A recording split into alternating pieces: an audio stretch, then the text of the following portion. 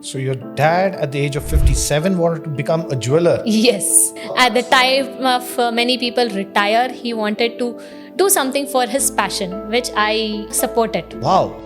India, jewelry is a family business where you are taught from the age of 10 only, come, sit. But that wasn't the case of me. It was not an easy journey for me. How does it feel? You're handling so much gold. The whole world wants it. Gold is not an obsession or a want from today. Gold has been from ages, from our ancestors. So it is not just an ornament, but it's an empowerment. The gold is not an investment in India. Gold is an emotion in India. What is purity of gold? Usually, we have 6 hallmarkings. Okay. Going from 9 carat to 92 carat. What is a carat? How that jewelry is made? It is not one day process. 7-8 stages happens. Only then the end result I can give it to my client. How difficult was it for you to get into the industry? With that diamond, I have to go search a particular karigars. I have to search the goldsmith. Literally, there are 30,000 plus karigars in 2 kilometers radius in Avenue Road. 1 second. 30,000 plus? Yes. First few years of my career went in searching. I lost lot of money also in it. You lost money? Yeah, when I go to the acharis or the karigars, I cannot shout at them or I cannot raise their voice and tell Madu, do it. They will get offended. How can a girl tell this?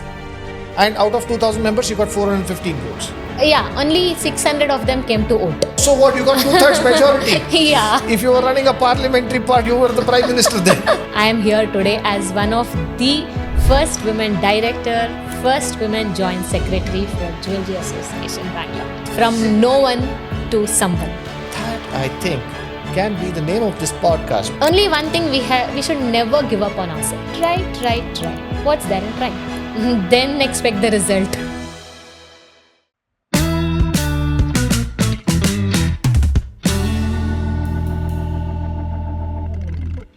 Hello viewers, welcome to another episode of Conversations in Bangalore. Today is going to be an extremely exciting episode. Just like you, or most of you, I have no idea about jewelry, and that is what we're going to learn about today. From the personal jeweler of who's who in Bangalore, be it a socialite, be it an industrialist, or be it just a mother who's getting her daughter married. She's a close friend of mine. I've known her for many years. And today, both of us will have the pleasure of learning about jewelry from Megha. Hi Megha, welcome to Conversations in Bangalore. It had been quite some time to get hold of you, to come on to this podcast. Finally, the day is here. Hi Shashank, thank you for inviting me to this podcast. Even I was waiting for some days, looking at all your podcasts, like how it is going on. Then finally I decided, yes, I have to be in Shashank's podcast. Absolutely, thank you so much. Now, just like we ask everybody on this podcast, what was your first interaction with the great city of ours, Bangalore? I am a localite. I'm born and brought up in Bangalore. I love the smell of Bangalore. I love the weather of Bangalore. With the smell of Bangalore, I can tell which area or which street we are in. Okay. Every street, every area has a different smell. If you're a Bangalorean, you will understand that. Absolutely. Now we are talking to a true Bangalorean. Kannadigrappa. So, Megha, where were you born? What was your growing up? Which areas do you call your own? Let the audience know. Okay, so I'm born and brought up in Nagratpet, which is the core place where the Bangalore started, I can tell. Okay, our Shivaji Nagar, Kalasi Palyam, Nagratpet, and so on. There, it was the first places where it actually started. Okay, when you can hear my grandmother used to tell me that, Gandhi had come to our place. ಅವ್ರು ಬಂದಿದ್ರು. ಯಾವಾಗ ಬಂದಿದ್ರು? ಇಲ್ಲೇ ನಗರಪೇಟ್ main ರೋಡಲ್ಲಿ ನಡ್ಕೊಂಡು ಹೋಗ್ತಾ ಇದ್ರು. ನಾವೆಲ್ಲ ಗಾಂಧೀಜಿಯವ್ರನ್ನ ನೋಡಿದ್ದೀವಿ. Okay, from there when the era of Gandhi, this place of Nagarpet is there. That is the first place of civilisation in Bangalore. Wow, this I didn't know. And well, that's probably why it still has that old Bangalore look and feel to it. And so you were born in Nagratpet, you went to school around there? I went to school around there, maybe 2 kilometers radius. It was called as Cambridge School. Now it's shifted to KR Puram. Again, my college was in Baldwin's against Bishop Cotton. Sorry, I was there for 2 years. Then Sheshadripuram, I was there for 3 years. Yeah, lived Bangalore, grown up in Bangalore. Fantastic. And how did you suddenly decide that because you've gone to college, you're an educated person? Uh, I mean, in our generation, the common thing was get into a corporate world or get into some kind of an IT related field. What made you choose the line of jewelry and being a jeweler in Bangalore? I love this question. To be fair enough, even I started my career in HP. Okay. I didn't know, like most of the children's do whatever their parents tell. Okay. It's like you become an engineer, I'm an engineer. You become a doctor, I'm a doctor. Okay. Here I didn't have any set rules from my parents. You become what you want. And whatever you're doing, you're the best at it. They gave me that confidence and to try and test. So to start up my career, 7 years, I was in my corporate world. Why I entered jewelry is it's my dad's passion. He wanted to become a jeweler. When I saw that he wanted to become a jeweler so keenly, and at age of 57, he changed his business. He changed this. I joined him a year back. I just thought, let me try out. But that was not trying out. That was my life. Once you enter into the field of jewelry, it is so beautiful. It is so nice. The art, every stages of jewelry just pulled me deeply into that. It's been 14 years I'm into this field and I don't know that I passed 14 years. It was just amazing. So your dad at the age of 57 wanted to become a jeweler. Yes. Wow, At the that's quite, time of many people retire, he wanted to do something for his passion, which I actually, supported.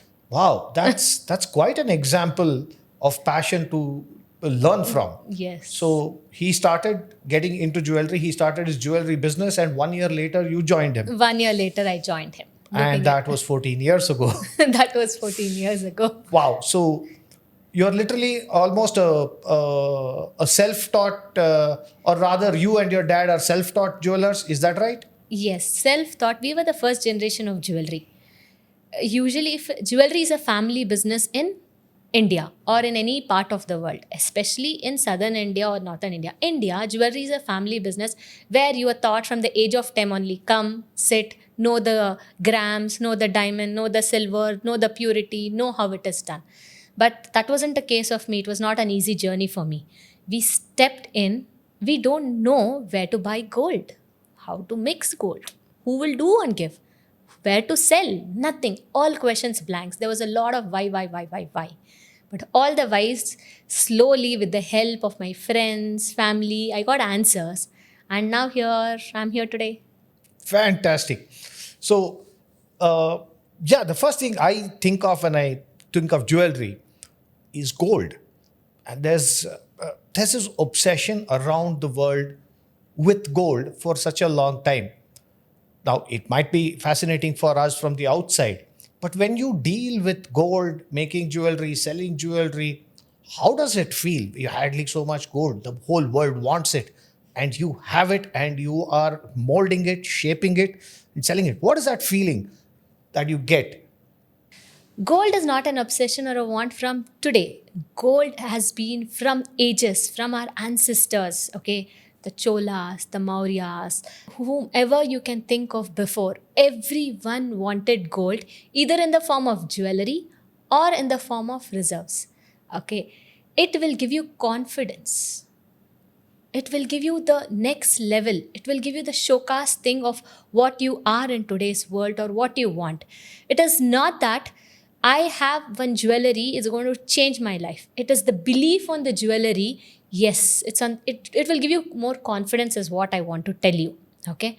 You wear a new thing, you try out a new thing. The confidence you have to tell is more.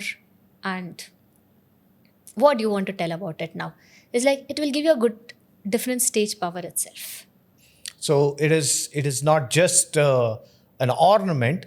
but it's an empowerment. Is that what you're trying to say? Definitely. It's definitely not an ornament. It is your power. It is your self confidence, self respect, which will just put you in. It's like many people want to wear jewelry. It's not only showcasing, it is showing out their confidence in it.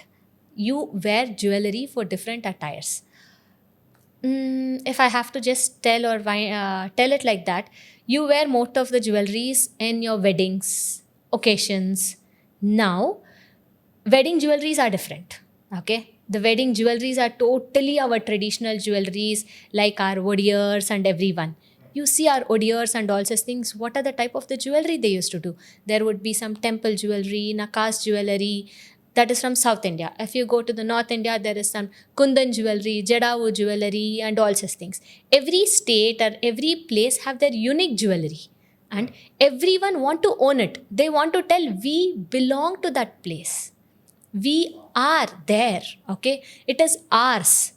Okay, the gold is not an investment in India. Gold is an emotion in India, where you tell ನಾವಿಂಥ ಜಾಗದಿಂದ ಬಂದಿದ್ದೀವಿ, ನಮಗಿದು ಬೇಕು, ನಾವು ಕನ್ನಡಿಗರು, ಒಡಿಯರ್ಸ್ ಹಾಕ್ಕೊಂಡಿರೋದನ್ನ ಆ ಥರ ಮಾಡಿಸ್ಕೊತಾ ಇದ್ದೀವಿ. ನಾವು ನಮ್ಮವರು, ನಾವು ಮೈಸೂರಿನವರು, ನಾವು ಕನ್ನಡಿಗರು. ಓಕೆ, ನಾವು ಇದೇ ಭೂಮಿಯಲ್ಲಿ ಬೆಳೆದಿರೋದು, ನಮಗೆ ಬೇಕದು. Okay, that is an identity which gives you. Every set of people have their own traditional jewelry. Kurgis have their own traditional jewelries. Like that, okay, ಕನ್ನಡಿಗರು ನಮ್ಮದೇ ಒಂದು ಬೇರೆ ಥರ ಜ್ಯುವೆಲ್ರಿ ಇರುತ್ತೆ. South Indian, Tamil Nadu, Kerala, wherever you go, ಎಲ್ಲರದ್ದು ಅವ್ರವ್ರದ್ದೇ specific ಆಗಿರುತ್ತೆ jewellery. North Indian ಹೋದರೆ Jaipur jewellery, kundan jewellery, jadau jewellery, Rajdhani jewellery, ತುಂಬಾ ಇರುತ್ತೆ. And jewellery is an art, showing the art, showing the stories, showing many things. How we all know Ramayana, Mahabharata and all such things. Everything is written. Everything is drawn. Even the jewelry shows so many stories in it. Okay, you can get to know that piece of my grandmother's stories in it, my parents' stories in it, everything. Okay, my grandmother, if she has to hand over some jewelry to me, she would tell, oh, ಇದನ್ನ ನಾನು ತಗೊಳೋದಕ್ಕೆ ಎಷ್ಟು ಕಷ್ಟಪಟ್ಟಿದ್ದೆ ಗೊತ್ತಾ. Okay. So there is a whole story behind every piece of jewelry. Yes. And like that we are connected to them. Okay. Okay. It's more about connection to them. It's more about belonging to that place. It tells you the way of jewelry you wear, can tell you what you are. And where you come from. Where you come from, absolutely. So, if I understand this correctly, so jewelry in India is not without context, it is not without meaning. So the kind of jewelry you wear tells what your heritage is, which culture you come from, where you come from. So it's literally another piece of identity, just like a language. Yes, definitely. The values, if the jewelry started with precious stones, diamonds, rubies, emeralds, it has a story. ನಮ್ಮ ಕರ್ನಾಟಕದಲ್ಲಿ Gandaberunda, okay, government gives the Gandaberunda as a token of appreciation. ಏನು ಕೊಡ್ತಾರೆ ಅದು? Okay, to value your work they give you. They just don't give you anything else. ಓಕೆನಪ್ಪ, ಇವರು ಇಂತಿಂಥವ್ರು ಇಂತಿಂಥ ಮಾಡಿದ್ದಾರೆ ಅಂತ ಹೇಳಿ ಅವ್ರು ಮರ್ಯಾದೆ ಕೊಡ್ತಾರದು. ಓಕೆ, ಆ ಮರ್ಯಾದೆನ ನಾವು ಉಳಿಸ್ಕೊಂಡಿದ್ದೀವಿ. It's a pride for us. Okay, if we are wearing a Gandaberunda, it's a pride for us. Okay, yes, we are belonging to that set of people who have given something to the society. Giving back to the society is very important than taking from the society every time. So I think jewelry is a fantastic way for you to give to the society and keep the culture running. So literally a jeweler becomes a history keeper of that particular culture. Is that fair to say? We can tell that. We have our Hampi Utsava and all such things. What is Hampi Utsava all about? Where different cultures come, they show their Kathakali, Bharatanatyam, Kuchipudi, everything, okay? Look at all the dancers. They wear different type of jewelry belonging to their place. It is the values, it is the culture which keeps us all bonding. It is very important for bonding.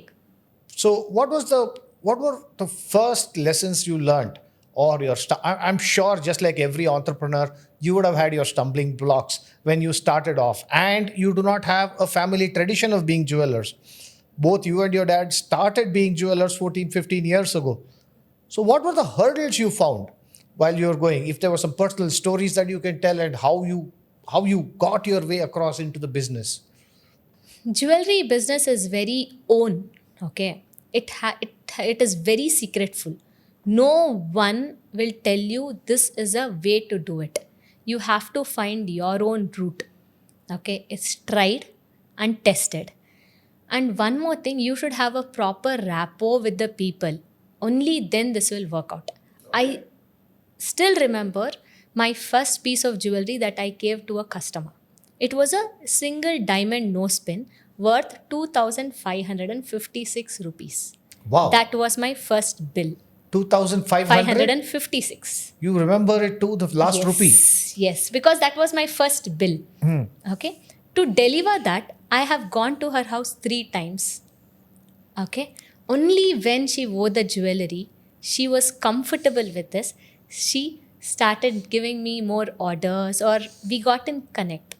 Now I cannot tell her she is my customer. She's on the journey of 14 years. She's become more of a friend to me. This is something that I see. I do not know if it is your personality or your business acumen. I think it's your personality. You become a friend to most of your customers, and nobody sees you as their jeweler. They see you as a friend who brings jewelry to them.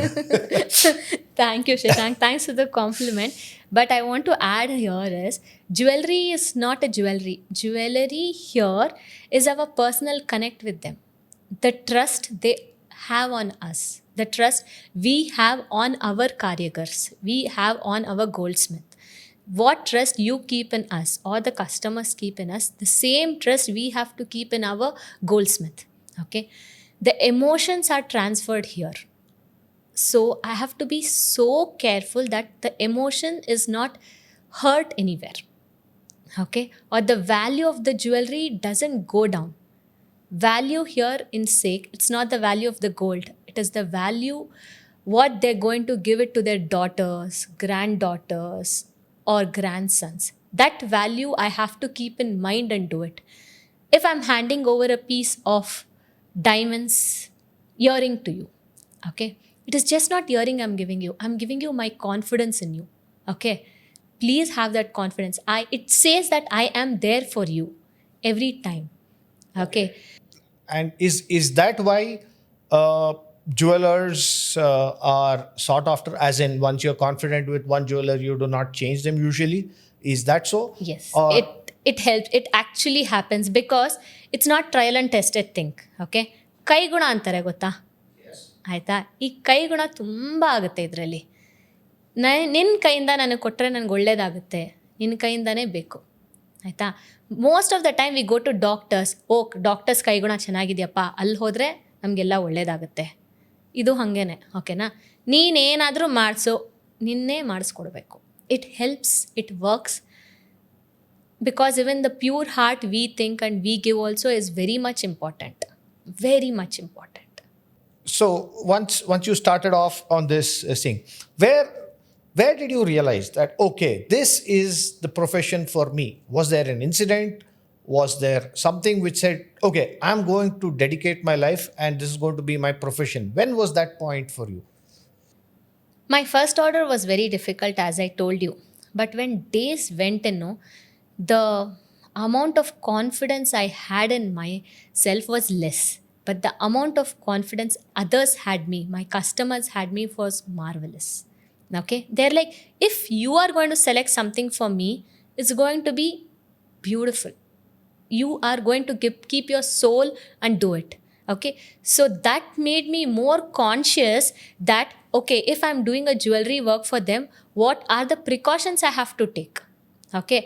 You are just going to place an order with me, but behind the orders, there's a lot of things.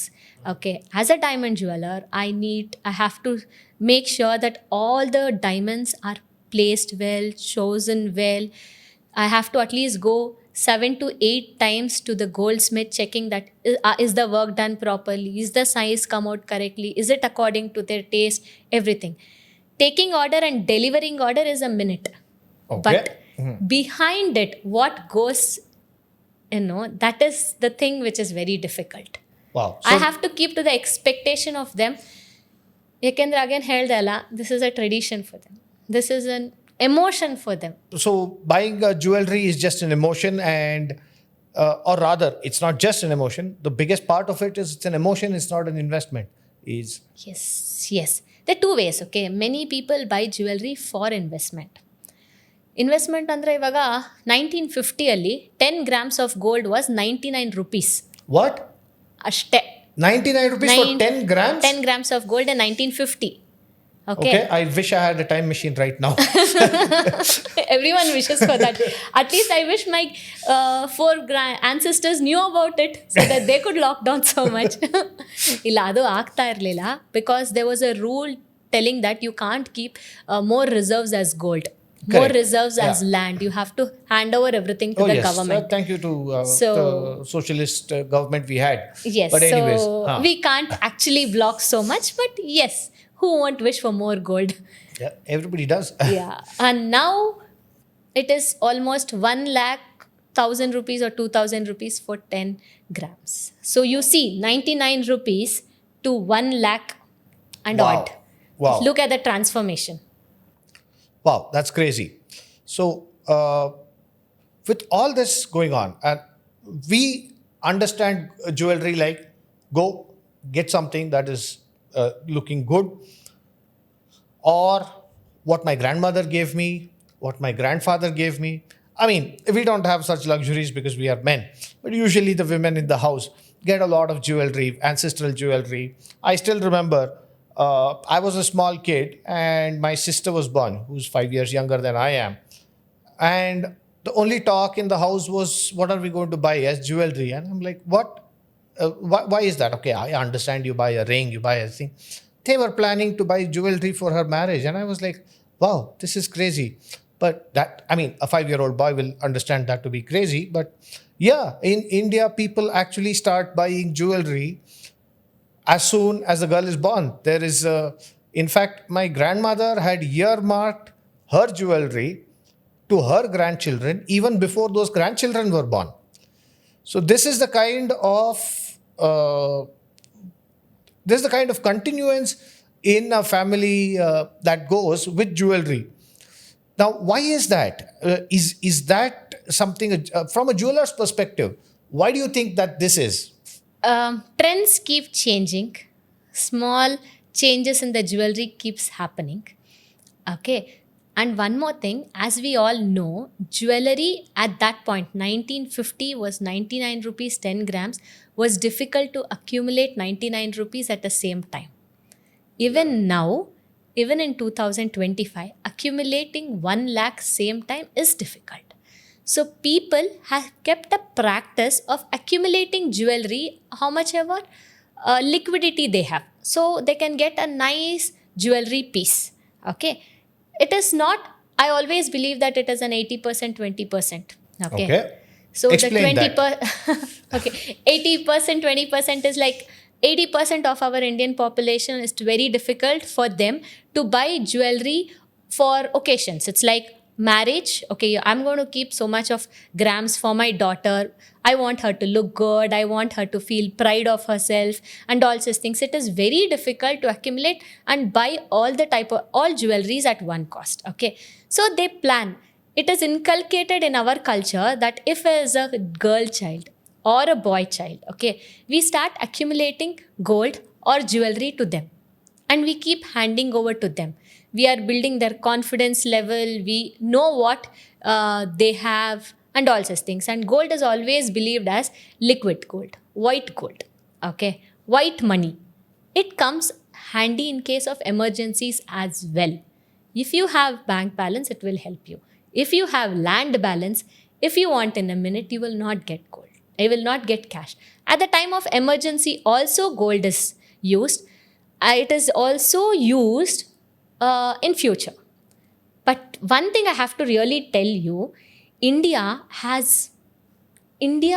values its natural resources and all are so much.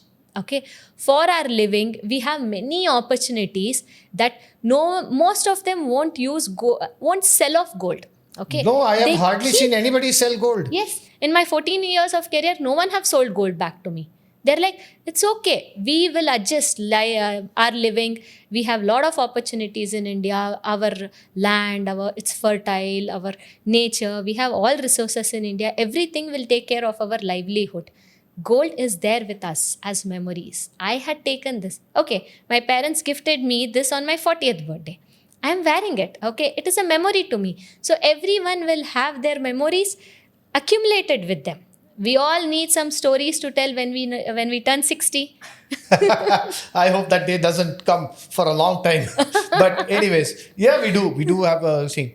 Now, so what I understand from what you're saying is when you say it increases the confidence, is it because that you're also saying that gold is extremely liquid, which means tomorrow if I'm in an emergency and in dire straits, the gold will be instantly converted to cash? And is that how you're saying the confidence, or is it a varying confidence? No, definitely. See, if you're in some emergency, okay, you need money. Your friends, family is there to support you. But sometime in some emergency, you don't have that opportunity.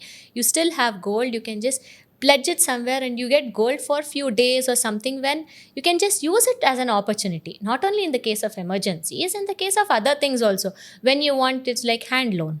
Okay, I want hand loan only for 5-10 days. If to follow the bank procedure and all these things, it will take time.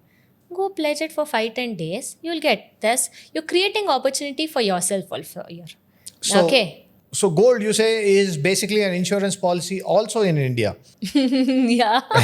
Okay. There are different ways to look gold as an Yeah. investment, as a jewelry, as a confidence. However you want, you can use gold, diamond, silver as. Fantastic. So, what were your learnings once you got into the industry? Were there any personal learnings?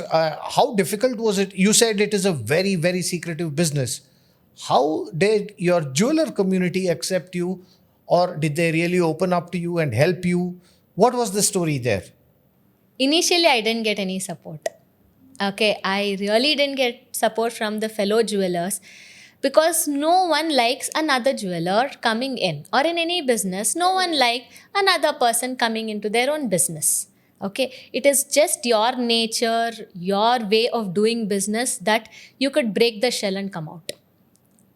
So slowly understand, go meet different set of karigars, go meet different set of, you have, okay, to say like that, you have different goldsmith for different people. Okay, different people, you have different goldsmith for different type of jewelries. Okay, C ಇವಾಗ ನಮಗೆ diamond jewellery ಬೇಕು, diamond jewellery ಮಾಡೋರೆ ಬೇರೆ, gold jewellery ಬೇಕು, ಅದೇ ಮಾಡೋರು ಬೇರೆ. ಆ ಥರ every jeweller or every jewellery will have a different workers. I had to literally spend time, go search, do R&D, search their work, how it is, because the craftsmanship is very important here. Just because I am selling jewelry, no one will come and buy with me. My work should be good. Only then they'll come and buy with me. Or if I have to present my work, it has to be really good. Had to do lot of R&D to see which goldsmith will do what type of jewelry and what is the quality they will give. Okay. Gold quality can be tested by hallmarking or HUID. But what is the guarantee we have on the workmanship? Everything is very important over here. So you were saying hallmarking or HUI. Yes. Could you explain to our viewers what these are? Before hallmarking and HUID came only in recent years. HUID just came about 2 years back, and hallmarking came about 10 to 15 years or 20 years back. That's it. Before that, everyone had is like gold andre 90% gold, 10% copper. Okay. So it was just a belief on the goldsmith or a jeweler, nijvaglu adral ashtidya gold anta. Okay. Okay. That time we never had anything that, gold will have so much of purity and everything. Color ನೋಡ್ಬಿಟ್ಟು ಇದು ಪರವಾಗಿಲ್ಲಪ್ಪ 85 ಆದರೂ ಬರುತ್ತೆ, ಇದು 90 ಬರಬಹುದು, ಇದು 70ನೇ ಬರೋದು. Okay. There are people like that. There are also people like that who will smell gold and tell you the purity. Wait, is that a real thing? Yes. Smell gold, taste gold, okay. They'll just taste the gold and tell you the purity. Okay. I have seen people like that. And are they perfectly accurate when yes, they do they that? are really perfectly accurate. Wow. You'll be shocked to see that. Okay, it's like they'll see the gold. Okay, then they'll just lick it. Okay, I'm sorry, they'll lick it. They'll tell this is the purity, that will be the purity of it. Okay, so explain to our viewers, what is purity of gold? Usually we have 6 hallmarkings. Okay. Going from 9 carat to 92 carat. What is a carat? You're talking to a person who has no idea about jewelry. You know it. Done okay, ನಮಗೆಲ್ಲ ಗೊತ್ತು ಅಪರಂಜಿ ಅಂದರೆ 100% ಅಂತ. Okay. ಆಯ್ತಾ? That is 24 carat. 24 carat of gold. So 24 carat of gold ಅಂತ ಹೇಳಿದ್ರೆ ಕಷ್ಟ ಆಗುತ್ತೆ ಅರ್ಥ ಮಾಡ್ಕೊಳೋದಕ್ಕೆ. Let's understand in the way of percentage. So 24 carat gold is 100%. 100%. Okay. ಅಪರಂಜಿ ಅದಕ್ಕೆ ನಾವೆಲ್ಲರಿಗೂ ಇವನು ಅಪರಂಜಿನಪ್ಪ ಅಂತ ಹೇಳೋದು. ಎಸ್ ನನ್ಗೆ ಯಾರು ಹೇಳಲ್ಲ, ಬಟ್ ಎನಿವೇಸ್ ಹೇಳೋಣ ಆಯ್ತಾ. ಅಪರಂಜಿ ಅಂದ್ರೆ 100% ಆಫ್ ಗೋಲ್ಡ್. ಅಪರಂಜಿಗೆ 92% is gold and 8% is other alloys, either copper or other alloys. They'll mix and they'll do a jewelry that is 916 hallmarking. Okay, 916 hallmarking is this. What is 9? What is 1? What is 6? 91.6%. 91.6 is 916. 916. So 91.6% gold. Yes. And or add 92. mixtures. Okay. And mixtures of other alloy. Okay. Copper, tin. Copper. Usually copper. Okay. Usually copper because that goes well with the gold. So my understanding is 24 karat gold, as in 100% gold, is too malleable. It will not hold shape and you can't make jewelry out of it. It's very soft. Gold is a very soft metal. So when you make in gold with 100% this, it will lose its shape very quickly. So that is the reason we have to mix other alloys. Okay. So that's Now, 916. Yes, or 92% plus 8%. Okay. And that is how many carats? That is 22 carat. 22 carat. Yeah. Okay. And in our South India, 22 carat on gold only goes. I think that's the whole of India. No, North India, they're okay with 18 carat of gold. Okay. Because the jewelry they manufacture is 18 carat of gold. Okay. It comes with their tradition. Again, in Jaipur, they only want 22 carat of gold. Okay. It differs from different places. Okay, so that is also Basically, traditional. That is also very traditional. Basically, 22 carat of gold is what people In ask South India. for in South India if it is relating to gold ornament. Okay. Nakas jewelry or temple jewelry or KGF jewelry or any jewelry So which you're we saying make. Nakas, temple, KGF, these are all styles. Different styles of jewelry. Okay. So it is like temple jewelry. I'll just show you some pieces later. Okay. So temple jewelry, it requires the softness so that we can mold and we can do some handwork. There are a lot of handwork in it. All the jewelry is not machine made. Most of the jewelry is handmade also. Okay. So when you wear your chains, okay, when you wear your bracelets, that all is handmade. Most of them is handmade and few of them are machine made as well. But we always prefer handmade to machine made because of its strength. Okay. So what is the difference between handmade? So are you using different purity gold while you're using handmade and machine made? No. Nothing. It's nothing relating to the purity of the gold. It's only relating to the design of the gold. That's it. Okay. Some design you have to do it in hand. It is like, too intricate or too delicate. Yes. Some designs can be done in machine. So it's a different choice. So yeah. But when you go to close setting diamond jewelry, it's only 22 karat gold. But when you go to 18, open setting, it is 18 karat. Okay. So now this is again where you're talking to a complete novice. What is a close setting diamond jewelry? Okay. Close setting diamond jewelry is we are mounting diamonds, emeralds, rubies or precious stones closely. Okay. Where it is the diamond or precious stones is not holded with prongs, but it is studded completely with our pinji setting and all such things. Okay. So the highlight of that jewelry is the gems and the gold is just there to hold it in place.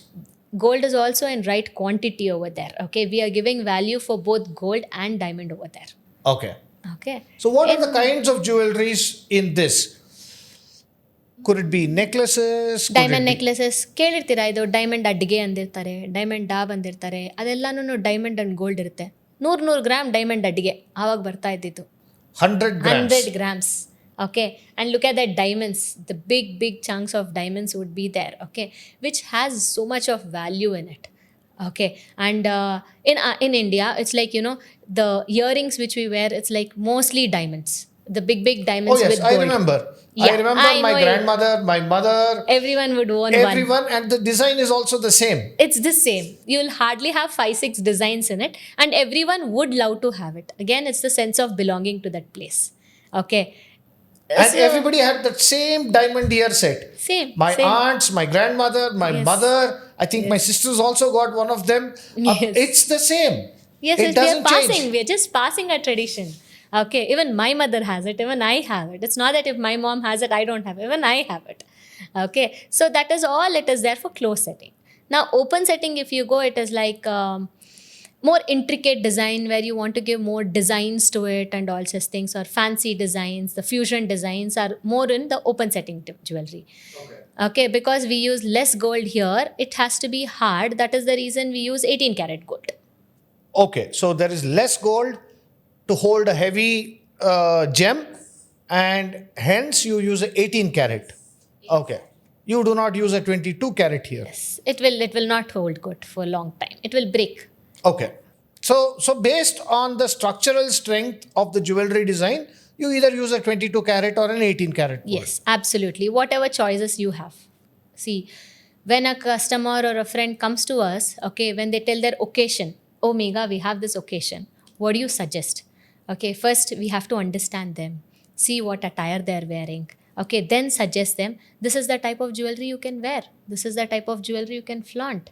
Okay, and they want to know it from us. Okay, what are in trend, what is the best jewelry. Not everyone will know the quality, the okay, at least in gold they'll know the quality. In diamonds, precious stones, not everyone will have perfect knowledge about it. It is our duty to delegate it to them. It is our responsibility to give knowledge to them that they have to go for so and so.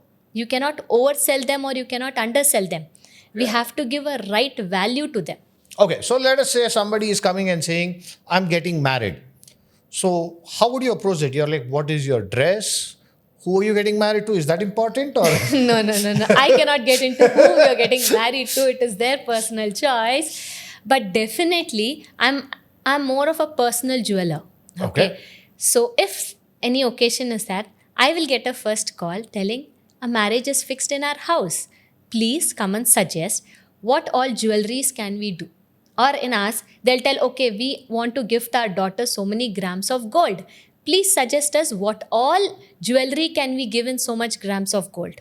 Or some people will tell, no, we don't have a choice of that. You give us the best. Okay. It is different for different set of people, but your personal time to them is very much no, important. what is the question I wanted to ask was, what is your process? You're like, okay, what dress are you wearing? Where are you getting married?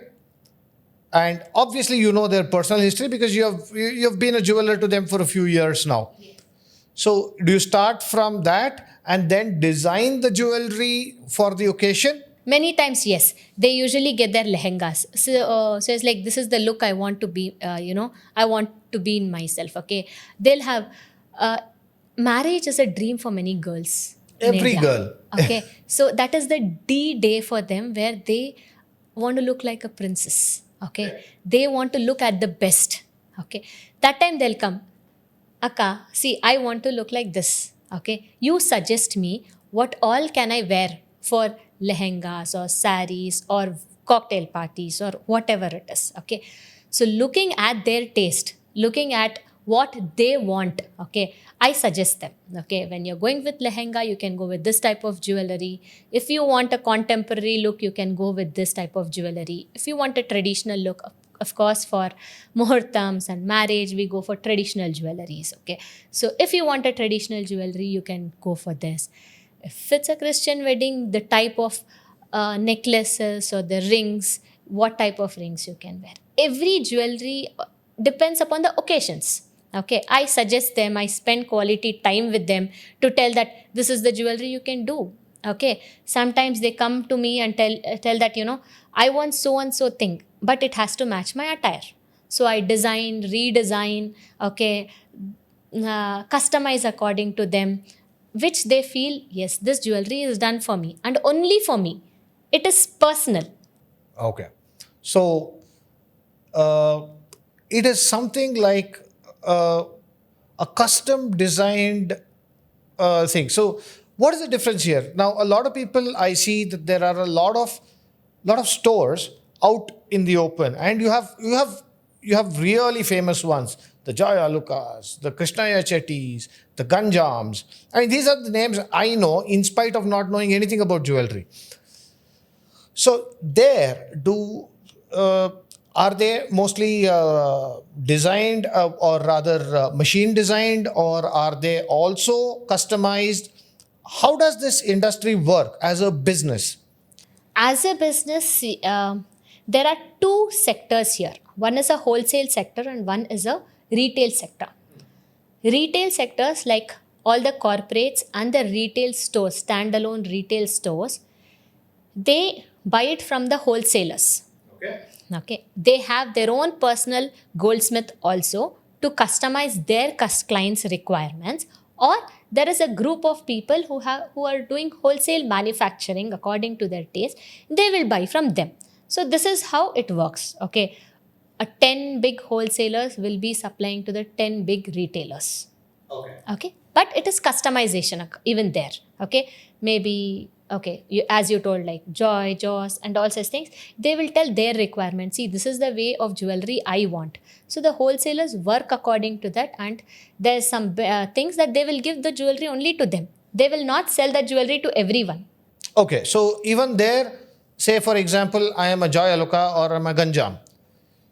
I have a set designs which I give to wholesalers, and they give it only to say Joy or Joss or Ganjam. Yes. So it is specific to It's that particular. specific to them. It is specific to them. Okay. You copying with them, it's a different thing. You getting it done somewhere else, looking at their pictures or looking at the profiles is different thing. But the wholesaler will not sell it to somebody No, else. it is understanding it between them. Okay. Here it is a business between the wholesalers and the retailers where they also want to keep their relationship well. Okay. So there is some small strings attached to it. They will definitely follow it. Okay. So they have a certain set and style, and of course, they for being there for many years, they have their credibility. They have all the things. So people go there. Now, that for them is a guarantee card. So, okay, I bought it from Joss or Lucas. So there is a thing. Now, how difficult is it for you, who's a personal jeweler? You have your own brand. You have, if I'm not mistaken, it's heritage jewelry, right? Yes, it's heritage jewelry. So you're running your brand. How difficult is it to cross this barrier and get in? Your customers, when your customers are meeting you for the first time, how difficult was it for you to convince them and go ahead and give them? Because I am sure every purchase is going to be a big ticket purchase because it's jewelry.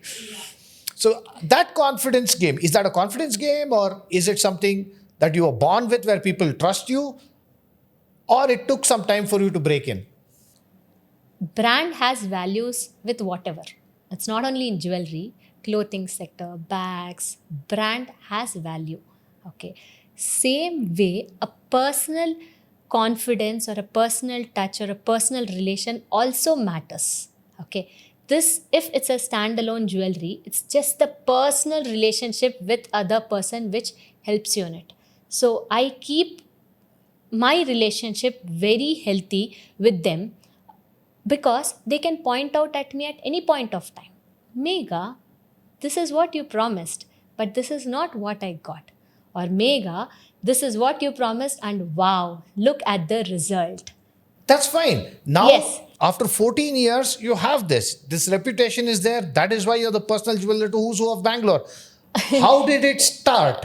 I'm sure it didn't start that way. It did start that way. So I would like to just tell one story of mine. Okay. So this was a customer of mine. She gave me a vaddanam, dab, what we Okay. call as. Okay. She wanted to stud it with diamonds, and it was a 345 grams jewelry. Okay. Okay. She told me, if I don't like it, you have to take it back. Wow. So she gave you her dab, Yes. wanted you to work on it. Yes. And if she doesn't like it, you have to I take have it to back. take it back. Okay. Okay. That was the only word Condition. she told me, or Okay. the only condition she told me. Okay. If I don't like it, I told, don't like it will not come there at all, because I know my work. I know what I'm going to deliver it to you. I had to really stand for myself that this work will definitely come enormous and you're going to do it. It was not easy, trust me, Shashank. Okay, every day I used to go to the karigar, check what work is going on. I had to check the CAD, I had to check the cuttings, I had to check it's like the wax molds. Once each and every piece was ready, I had to go show it to her. Okay, it was not small. Okay, if it's a 5-10 grams of jewelry, I could tell, yes, it's okay. But this one was a very big one. Okay, it was not easy for me to do this. But the confidence of me made it happen. And I would never like to give up on anything until I try it. Wow. Now, see, that I can understand, that I can relate to, because having started a business, run a business, I know what it takes. And you happen to mention you had to look at the CAD. You mean the CAD designs? CAD designs, yes. So even jewelry is designed on CAD? Yes, very much these days. Oh, I thought only it's engineering designs. I did not know. Okay. No. So, all right. So I think you have to tell me, once a customer wants a particular jewelry, they come, you and the customer sit down, and I think from brochures and the previous jewelries and the ideas they have, you set down on a design. Now, not many people do know what happens in the background. When you told me CAD, I was taken aback myself. So can you explain to me the process of how that jewelry is made?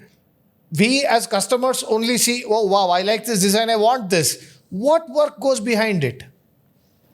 Your dream has to come true. That is fine. Okay. How does it come your true? Dream to come true, I have to live your dream. I have to imagine your dream. Okay. Once I understand your dream, the same thing will come on the paper or a computer screen. I design it for them. In CAD designing, you'll get to know what is the weight of the gold, diamonds used, weight of the diamonds, weight of the precious stones used. Okay. You will get it in a color format and the 3D picture.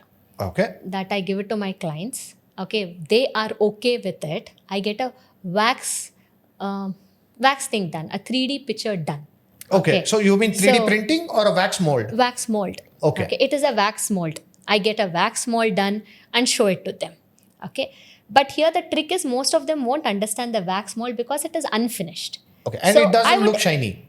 So it will just be like a pink color silicone stuff which you cannot understand. The best way is, like, I can show you a 3D picture. Okay, now works are easy because of WhatsApp. I'll send you the picture. Only once you're okay with it, I can get it done. So this is the process which goes on. It is not one day process. You need to get your CAD for a South Indian diamond jewelry. You need to get a molding. Then you need to get a diamond studded. You need to cut the sides off. You need polishing. You need gluing. So 7-8 stages happens. Only then the end result I can give it to my client. Okay. So what are these stages? So you go ahead and show them a wax mold. Once. Not really, but I can just show them the 3D pictures. Okay. Okay, because they don't understand wax mold. So I can tell them this is the way your jewelry will come. So Okay. this is I can understand whether their expectations have met or not. So I can do that much. Okay, not everyone will understand everything. Okay. So you have locked down on the design. Yes. Then what happens? Who does the work behind it? What is the flow? So let me understand this backways. From when I get the jewelry in my hand, Before what happens? before what happened, till the time the gold got melted. Yeah. Okay. I'm a standalone jeweler, so I usually take 190% as advance. I buy gold. Okay. Then I have to give it to my worker. Okay. My workers are like, a different set of workers for different type of jewelry. Okay. Okay. So if it is a simple bangle, I have to go give it to a goldsmith who does bangles. Okay. So So you have a simply- separate goldsmith for separate bangles. goldsmith for separate. Okay. Separate jewelry. At least I can tell there are 50, 60 different types of goldsmith. Okay. Wow. Yeah, and not There are 50 everyone. different 50, types of- 60. This is just simple. In a layman's word, I'm telling. There are even more. There are even more. Hundreds together, I can tell you. Only in Bangalore, I can tell hundreds together. In India, there are like enormous people. Okay. So I should first understand where I have to go this, give our jewelry. Okay. If it is a bangle. Okay. I am going and giving it to the bangle person, telling the size, design, and all such things. Then he will take the design and all such things. He will make a simple ring out of it. Okay. From a single ring, he will have machineries where he'll put the simple ring in the machineries and make the size which he wants or the customer wants. Then the size will be set. So this is only for bangle. If I get chain, that is altogether a different ball game. If I get diamond jewelry, first I have to check what sizes of diamonds I have to use, the clarity, cut, everything of the diamonds I have to check. If I have to make a diamond bangle of 60, 65 diamonds, I have to procure one 200, 250 diamonds, check all the colors are same, cut is same, clarity is same, it doesn't have any inclusions. It will take more than half a day for me to check all these things. Wow. Okay. That is from a diamond point of view. Now I have to give them gold, tell them this is the size of the diamonds you have to use for this design. Then they will put ghat. Ghat is like an outline for a bangle. Okay. Okay. It's called ghat. It's called ghat. Okay. So even that goes from a small ring to a big bangle. So they'll first put the ghat, then with our compass, with our all maths. It is also with lot of maths, okay, here. So they will set it how much, how many diamonds can be studded in this according to the design. Then what is the gold requirement over there. Then they will, according to the height of the diamond, they will drill the bangle. Okay. So for this is what we call setting. Is that right? Setting, yes. Okay. So setting is one word, okay. First they have to drill, then they have to make the diamonds sit on that, okay. Then they have to cut and polish, okay. There are 4-5 stages only for setting. Wow. Okay. So I didn't know this. So let me understand this. First, you drill a hole. We drill a hole. Okay. Then you place the diamond in We'll it. place the diamond in it. So just placing the diamond will not work, right? So Yeah. there are professionals who set the diamond there. Okay. Okay. Once the diamond is set, it will have a 40 grams of bangle will have 100 grams of gold in it, because you have to set it. Okay. It is set in gold itself. You can't set it in any other material. Okay. Any other metal. Okay. So once it is set, then you see the design you want, cut it, polish it. And there are different ways of cutting, different ways of polishing. Some people like daga polish, which is just they polish with thread.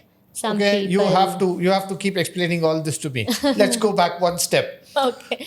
Okay. So, What is a cut? a design. For a design, if it's a plain, okay, you have plain bangles. If the bangle has some design in it, and we traditionally we like all peacock designs, Ganberunda design, or some design coming up from particular thing. So they have to cut accordingly. They have to place the diamonds accordingly. Okay. Okay, in gold ornament, you will do it in handwork. But in diamond, the diamonds has to be set in a way that the shape has to be seen. Okay. Okay. So it's like a jigsaw puzzle, basically. You have to plan, you have to be good in artwork, you have to be good in your math, everything you have to put. You cannot just become a karigar. Oh, I will do that work. I'm sorry. Karigar is very difficult set. And because of karigars, we all are there. Okay. They have to be extremely good at their work for us or a customers to stay happy. The respect or comes from me, from there. Okay. If I give them a Ganberunda, I tell them I need 50 grams of gold in that Ganberunda or 30 grams of gold in that Ganberunda. So first they have to measure according to the weight, what is the size. They have to cut, place the diamonds, everything in it. Okay. And all these things help, CAD will help us do it. Okay. There are traditional goldsmith who does everything by hand even now, who don't require CAD at all. They are our experts. Okay. So they do their math on their own? On their own. Okay. On their own. I'll give them the design and they'll do it on their own. But there are few of them who need the CAD designing, which will come more accurate and all such things. Okay. So both are good. Okay, both works the same. Okay, but traditional way of designing, more gold will be consumed because you're doing in handwork. Okay. CAD designing, you know how much of gold you need, so only that So much gold basically, you the will take. structural integrity CAD will give you, Yes, and you CAD can will give work you. with Say, optimal amount of gold compared to how much we gems need. or Yeah, and in CAD, stones in you're setting. computer only, you can just place the size of the diamond, say place the size of emerald, ruby, and all such things. Your work is easier. But here, you really need to put your heart when a jewelry has to come out very good. No. So it's actually different. It's a nice experience. Okay, so you're saying you go and there, depending on the design, you choose the karigar. So even there, you have to make a choice because everybody does not do every work. So you choose a karigar. Now, the skill of the karigar is what actually brings your jewelry to life. And how you describe your design, your client's dream to the karigar, is that very important, or do they instinctively know when you give a design? You will know what karigars they are. Okay, so you would have seen their workmanship. Okay, just like that, you cannot hand over 130-40 grams of jewelry piece to them. Do this. We will try them, test them, check whether how are they work. Is the timelines and all fine? You have to check lot of things. Only after that we are going to hand over our diamonds and gold to them. You don't believe it, Shashank. When the diamonds are set, no. Personally, sometimes we go sit with them. Okay, when they're setting the diamond. Okay, ಚೆನ್ನಾಗಿ ಮಾಡ್ರಪ್ಪ ನಮಗೆ ಬೇಕಾದವರು. Oh, so Okay, it you're is very, very you're interacting difficult. with them even there. Yeah, it is very difficult otherwise. Okay, the setting everything before 1, 2, 3 generations before, even a diamond earring, they would go sit with the karigars and get set it. The same thing is followed even now. Okay, ಚೆನ್ನಾಗಿ ಮಾಡಿ ನಮ್ಮವರು and all such things. You go So even sit there, a there. personal relationship Personal helps. relationship is there. Okay, you have to do it for it to come good. Okay, the karigar will definitely do his best, but if the teacher is there, the students will study well. No, same thing.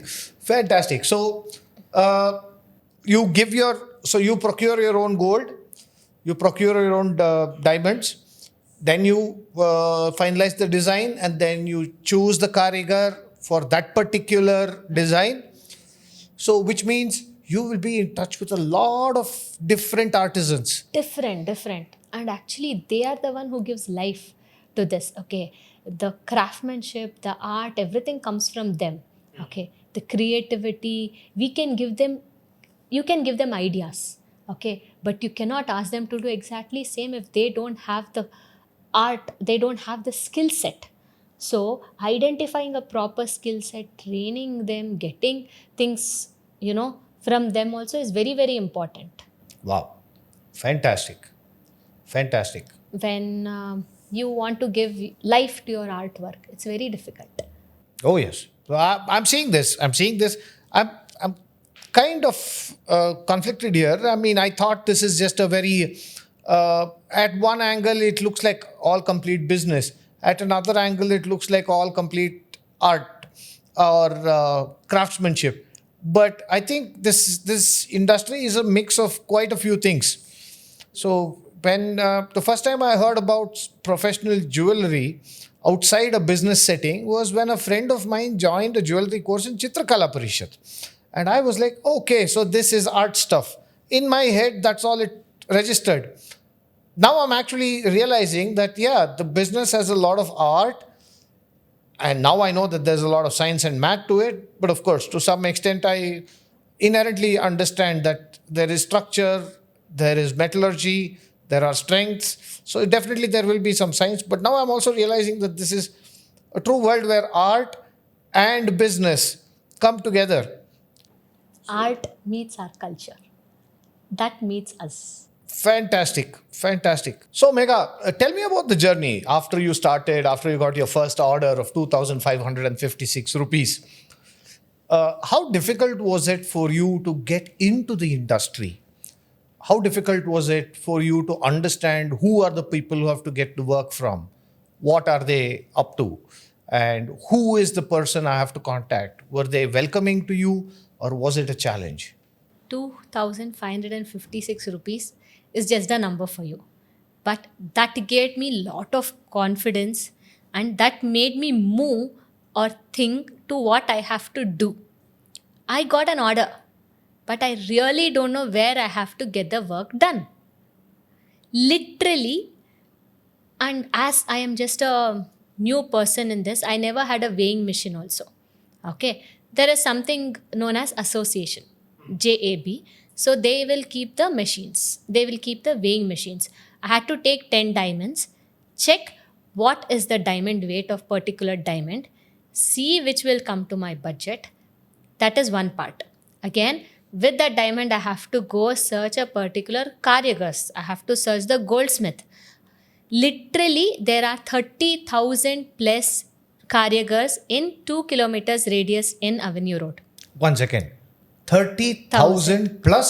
Yes, karigars in Avenue Road.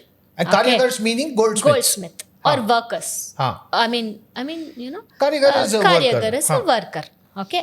In Kannada ನಮ್ದ್ರಲ್ಲಿ ಆಚಾರಿಗಳು. Okay. Okay 30,000 ಆಚಾರಿಗಳಿದ್ದಾರೆ ಆಯಿತಾ. ಇಲ್ಲಿ ಯಾರ ಹತ್ರ ಮಾಡಿಸಿದ್ರೆ ಕೆಲಸ ಚೆನ್ನಾಗಿ ಬರುತ್ತೆ ಅನ್ನೋದು ಒಂದು ಕ್ವೆಶನ್. ಹೆಂಗೆ ಬರುತ್ತೆ ಅನ್ನೋದು, ಯಾವಾಗ ಕೊಡ್ತಾರೆ, ಅವ್ರ ಮೇಲೆ ನನಗೆ ನಂಬಿಕೆ ಏನಿದೆ, ಓಕೆ, ಅದೆಲ್ಲ ತುಂಬ ಕಷ್ಟ ಆಯಿತು.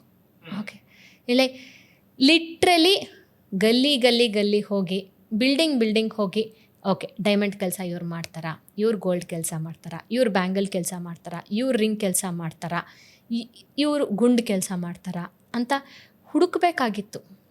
ಹುಡುಕಿ ಇಂತಿಂಥವ್ರು ಇಂತಿಂಥ ಕೆಲಸ ಮಾಡ್ತಾರೆ, ಇಂತಿಂಥವ್ರು ಇಂತಿಂಥ ಪ್ರಾಪರ್ ಎಕ್ಸೆಲ್ ಶೀಟ್ ಅವ್ರ ಪ್ರಾಪರ್ ಪೇಪರ್ಸ್ ಇಡಬೇಕಾಗಿತ್ತು ಒಬ್ಬೊಬ್ಬರ ಬಗ್ಗೆ ನನಗೆ.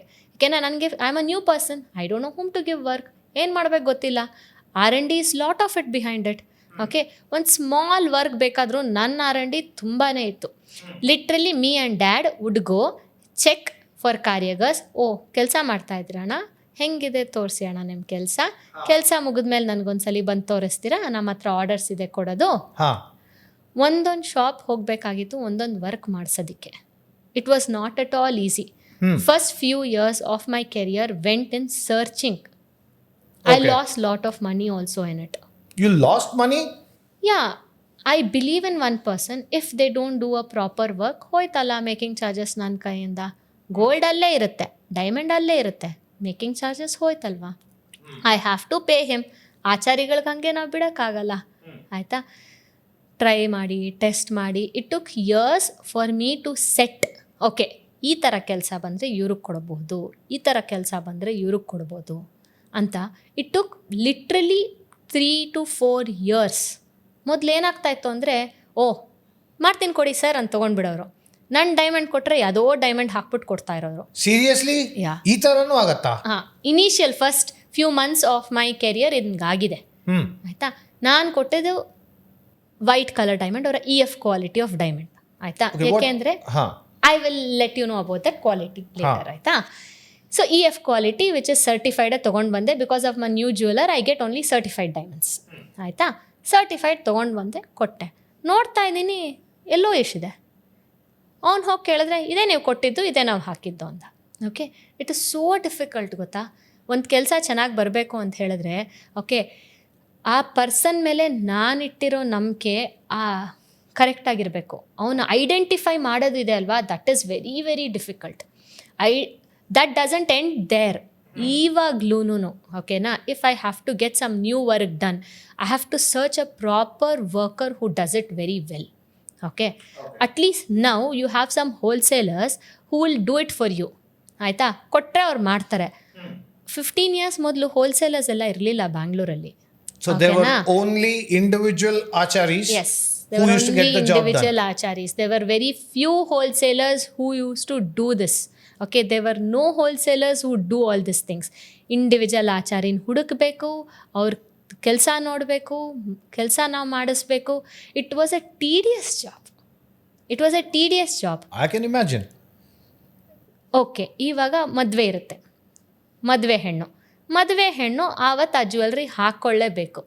ವರ್ಕರ್ಸು ನಮ್ಮ ಆಚಾರಿಗಳಿಗೆ ಒಂದೊಂದ್ಸಲಿ ಕೈ ಕೆಲಸ ಅಲ್ವಾ ಅದು, it will take lot of time ನೀವು ಮಾಡೋದಕ್ಕದು, ಓಕೆನಾ. ಇಟ್ ವಿಲ್ ಟೇಕ್, ಈವ್ನಿಂಗ್ ಕೊಡ್ತೀನಿ ಬಿಡಿ ಮೇಡಮ್ ಅಂತಾರೆ, ಆಯಿತಾ.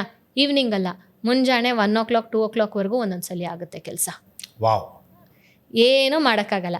Patiently you have to sit ಅವ್ರ ವರ್ಕ್ಶಾಪಲ್ಲಿ, wait for the item to get finish, then take the delivery ಕೊಡಬೇಕು. ದೇರ್ ಆರ್ ಮೆನಿ ಟೈಮ್ಸ್ ಮದುವೆ ಮನೆಗೆ ಹೋಗ್ಬಿಟ್ಟು ನಾನೇ ಹಾಕ್ಬಿಟ್ಟು ಬಂದಿದ್ದೀನಿ, ಅಮ್ಮ ನಿನ್ನ ಮದುವೆ ಟೈಮ್ಗೆ ನಿನ್ನ ಜ್ಯುವೆಲ್ರಿ ನಾನು ಕೊಟ್ಟಿದ್ದೀನಿ ಅಂತ. ಈ ಥರ ಸಿಚುವೇಶನ್ಸ್ ಆಗಿದೆ. So basically the bride is sitting in her marriage ceremony, and just before the ceremony you have delivered the jewelry. I have 2 instances like that. Okay. I will never give ಅಷ್ಟು timeline crucial ಆಗಿ ಇಟ್ಕೊಳಲ್ಲ, but 2 instances is happened like that. I am Tell going me to the about marriage this. hall and please get me the jewelry. ಅಷ್ಟೇ. So wait, so explain this to me. Well, this must be an exciting story. What happened here?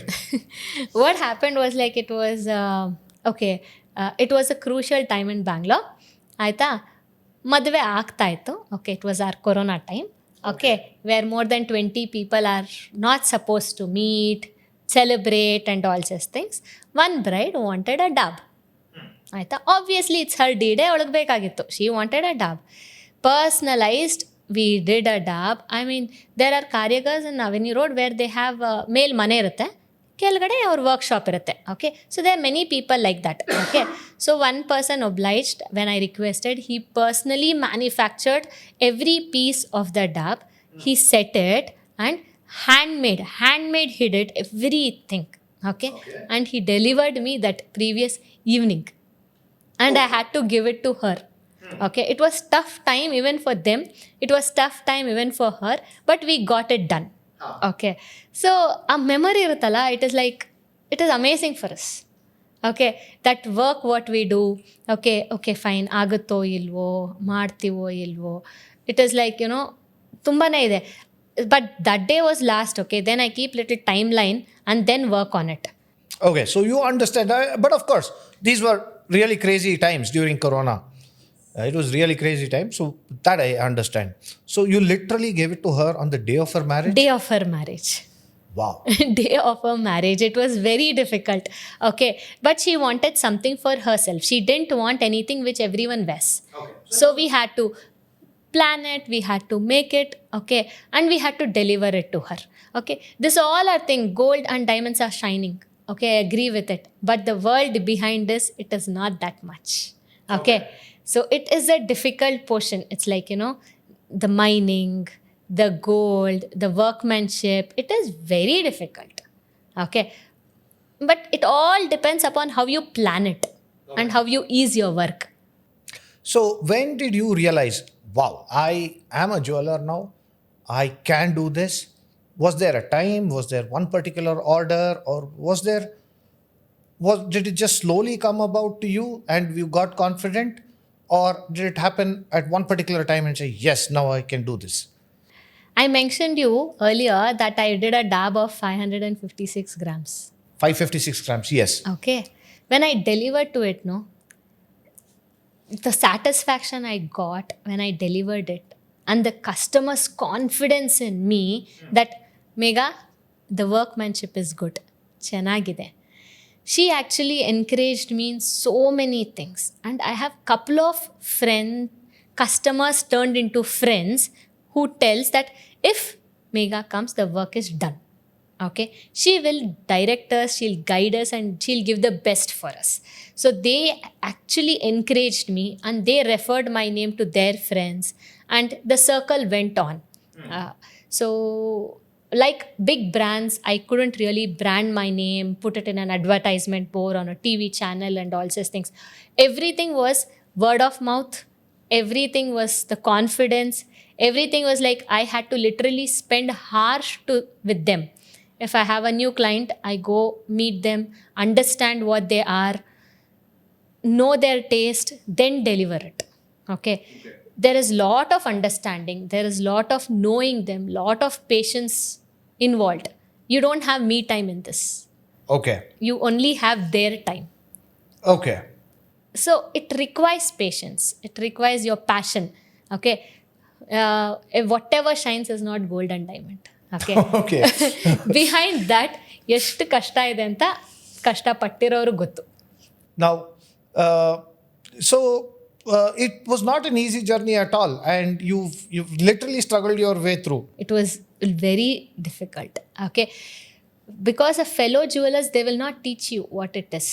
It is not like my ancestor or grandfather who started it. When me and my dad started it, okay, we didn't know where to buy gold.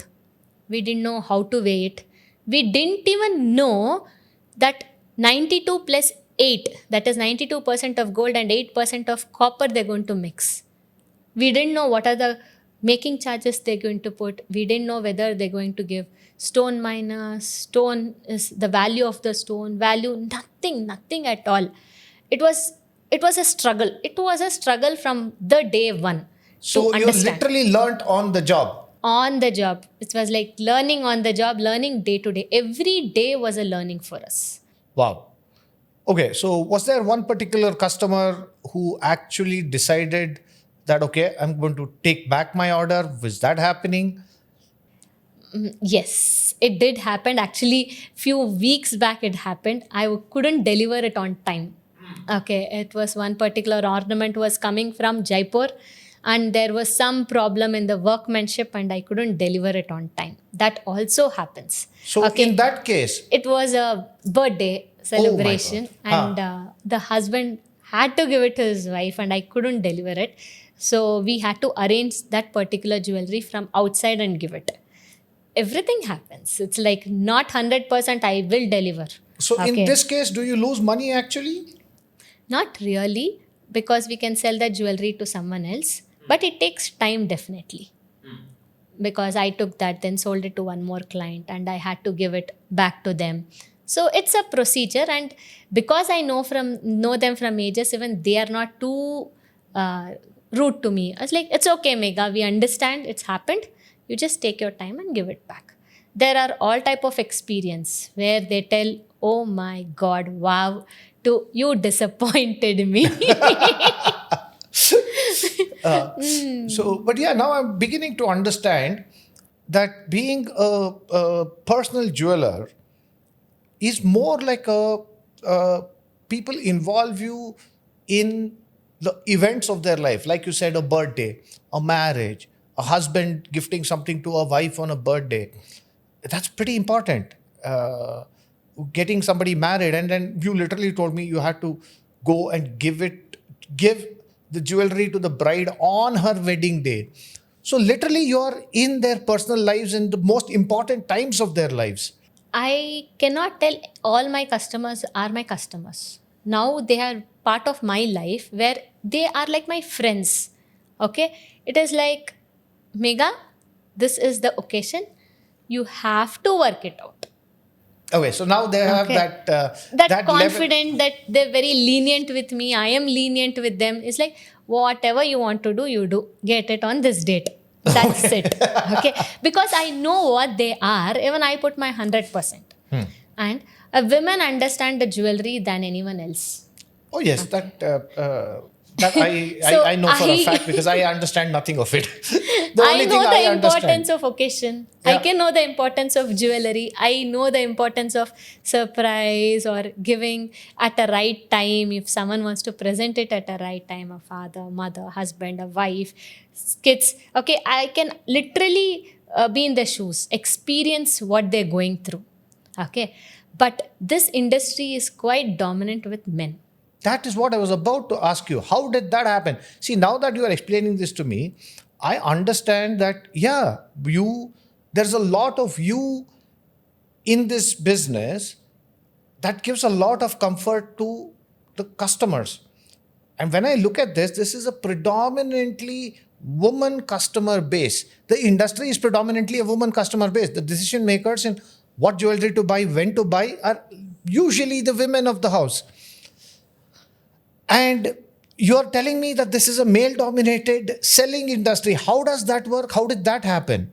From our ancestors, I think in India, male is there predominantly in India for jewelry business or any other business. Okay. These days, women are coming. Okay. They are not easily welcomed. Okay. You really need to prove yourself that I belong to this field. I belong here. Only then you're welcomed. It is not easily welcomed. Okay, so in your personal experience, when was it that you felt that you as a woman are not welcome? I mean, inside the industry, were there instances where you felt that if there was a man, he wouldn't have felt this thing? Was there any incident like that? Just one experience I want to tell. Okay. So I was in Western, so I had not kept a bindi.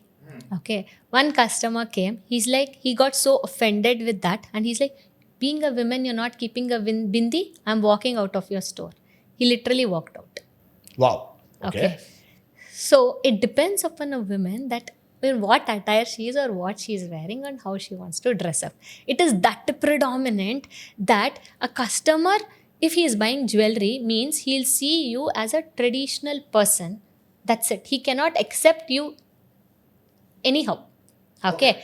Same way, when I go to the acharis or the karigars, I cannot shout at them or I cannot raise their voice and tell Madu, do it. They will get offended. How can a girl tell this? So Literally, they'll get offended. So a guy telling this is okay for them? Guy telling is okay. A girl cannot tell them anything. Okay. Okay. I have to really, it took me some months to tell them, sir, me and my dad works here. So I come or my dad come, it's the same. Okay. My dad is coming to you for an achari store or you are coming to my store to take or I am placing order. It is the same. There is no changes in it. Okay, so your dad got a different treatment and you got a different Yes, treatment. they will not take a woman. So, women is not welcomed. You have to create it. You come and tell, do it, they'll do it. But I have to prove myself to do it. So, but now they understand that you are the business owner and now you command that? Now I can do that. So Not previously. okay, so it is a gradual process where you build up the trust. Now, but say for example, if I had started this business, will they still treat me the same way, or just because I'm a guy, they're like okay with? They're okay with you coming.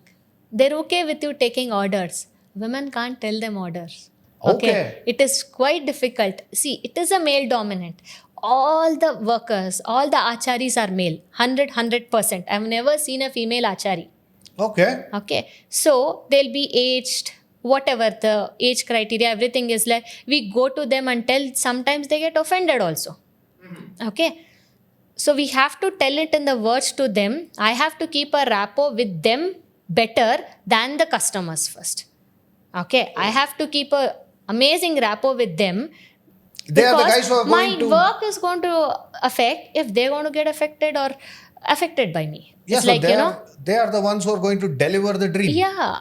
Okay. So here maintaining relationship with the craftsman is so important that I have to maintain relationship with the craftsman and with the consumers in an equal way. Wow. So this is overall a very, very challenging and a very personal business.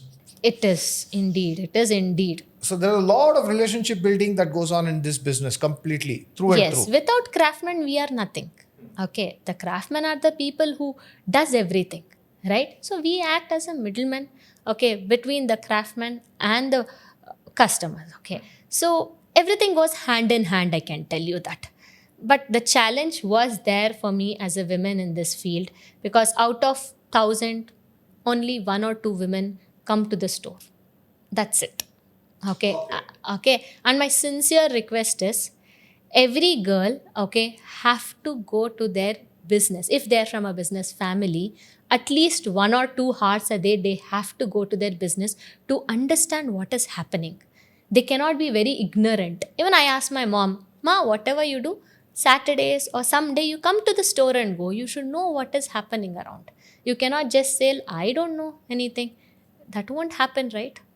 Oh, so this is a nuance I didn't see. So you're saying the responsibility is also on the women to go and understand the business, which means there's more chance of women coming into this business? Yeah, why not? Okay, nowadays it was predominantly by men. Now there's a lot of silver jewelry coming up. And just 2 days back, we had a silver show in Mumbai, which had 850 plus stalls, individual stalls. It was in a All silver jewelry? all silver jewelry. Okay. Before, silver was just an article. Now silver is the new gold. Okay. Okay. So when silver is a new gold, you get all type of different jewelry even in silver.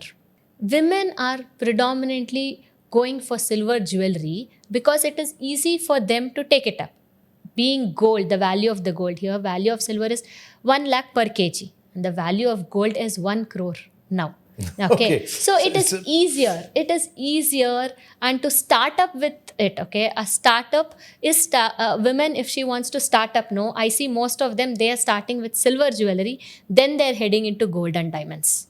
Okay, so it's you're talking that the ticket value is much lower, the investment sizes are much lower, so it's a less of a barrier to get into the jewelry industry, Yes, and yes. that is why they are getting into And the you can do a lot of R&D in it. You can trial and test it. You can do so that once everything is fine in silver, then you do it in gold. Even I do that. If I have to do a ring or a solitaire rings and everything, okay, first I do it in silver. Only if the customer is satisfied, then I'll do it in gold. Few cases. Very few cases, okay?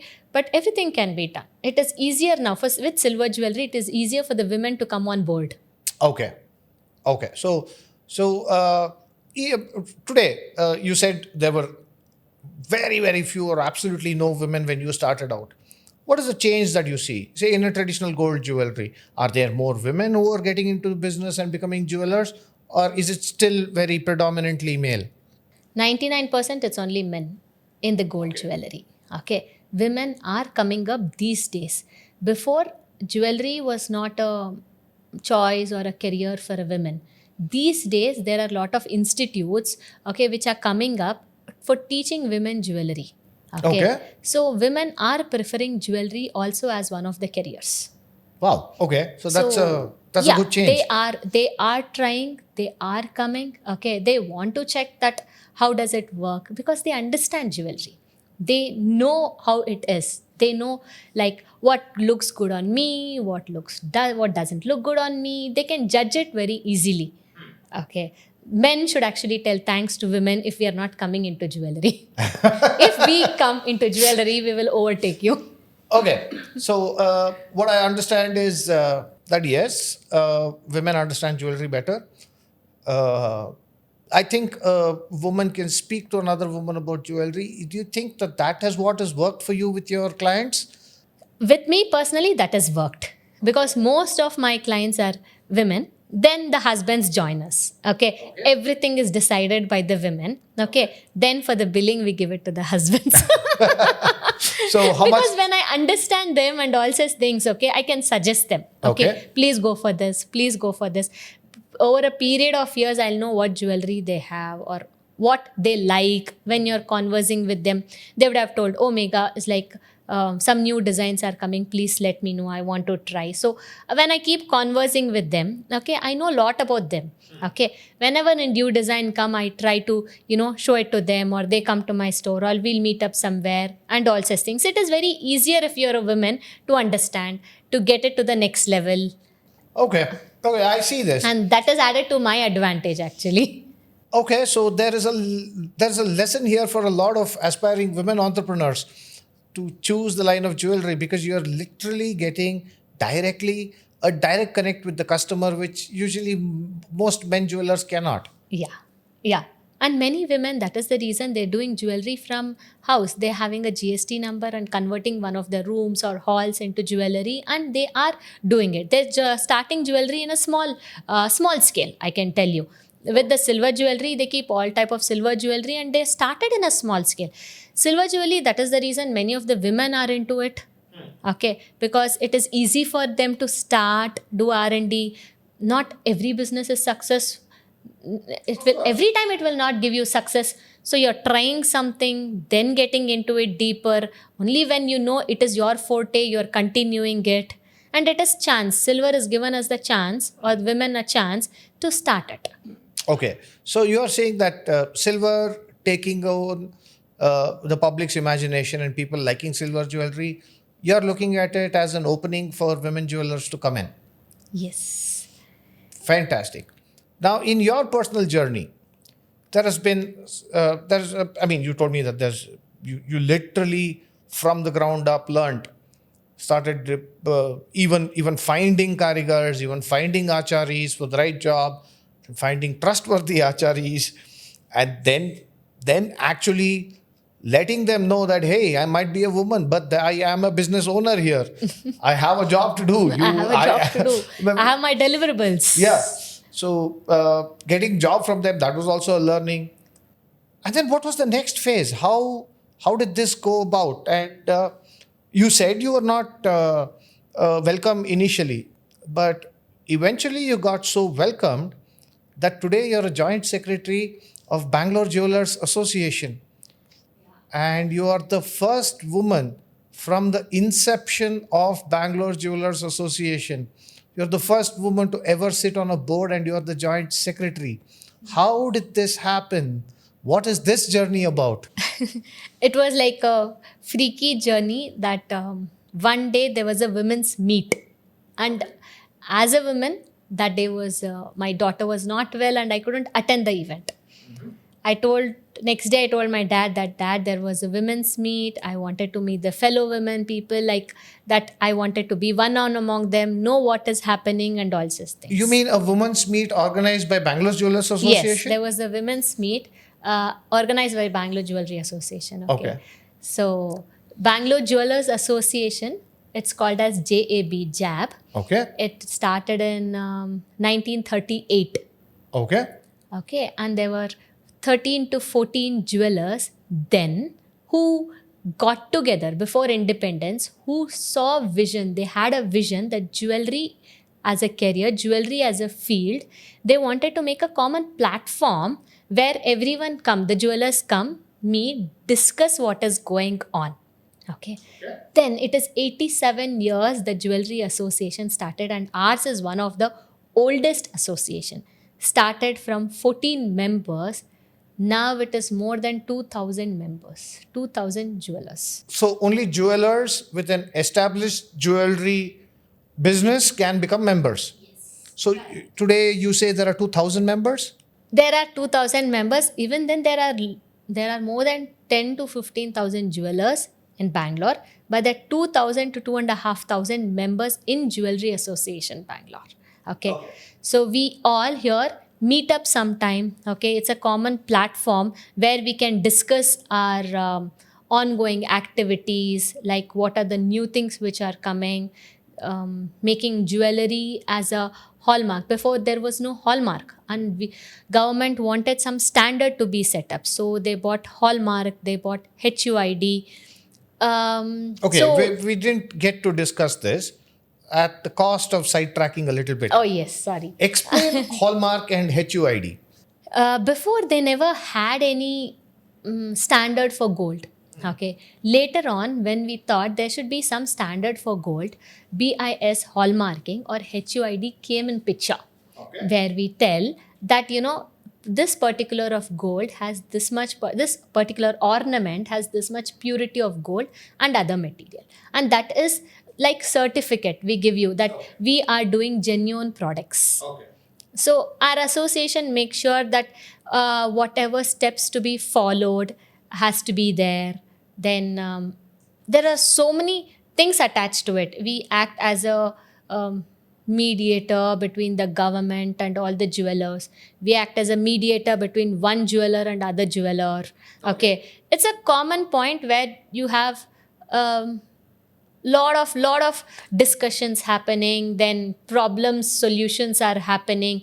Okay, lot of visions happening, and you do some R&D, it is working. So we share our R&D to other jewelers, telling, please do this, it will help you. Please do this, it will help you. We do a lot of sharing. We do a lot of seminars, okay, which will help our jewelers. There are a lot of procedures to be managed, followed up. We keep taking seminars and everything for everyone to be on track. Okay, so it's basically you are liaisoning between the government and other jewelers, get the best practices coming out, best designs coming out, new technology that... New technologies, we are sharing new technologies, then we are organizing many exhibitions, so that the exhibitions, when we organize an exhibition, it is between a wholesaler and a retailer. So we are making the wholesalers meet the retailers, because not all retailers can have their own factories, their own workers, their own... I told you in my initially conversations that finding a proper worker or an achari is very, very difficult. So we came up with a thing called as exhibitions, where our wholesalers meet the retailers, where half of the problem is solved. Okay. Okay. If you find a achari, you go ahead with this. Or if you want to buy it from the wholesalers, you can buy it from the wholesalers. So it is basically acquainting the front end with the back end through seminars, through this thing. Fantastic. So now coming back, sorry to take you on another track. Now you tell me, there's this women's meet that JAB has gone ahead and organized, and you could not go to that because your daughter was Ill that not day. well. Yeah. Okay. So I came and told my dad the next day, oh dad, something like this happened. About 100 women entrepreneurs had come. 100 women entrepreneurs. That's not less. And that is in an industry where there are not many women. Yes, not many women. Okay, they all had come. I missed meeting them. And fortunately, there was elections going on in JAB. Okay. I don't know absolutely what is this elections and what is the board doing that time. Okay. I was like, my dad was like, oh, you missed going to women's meet. Don't worry. I will nominate your name in the JAB. You can stand for elections. Not only women, you can meet men also that time.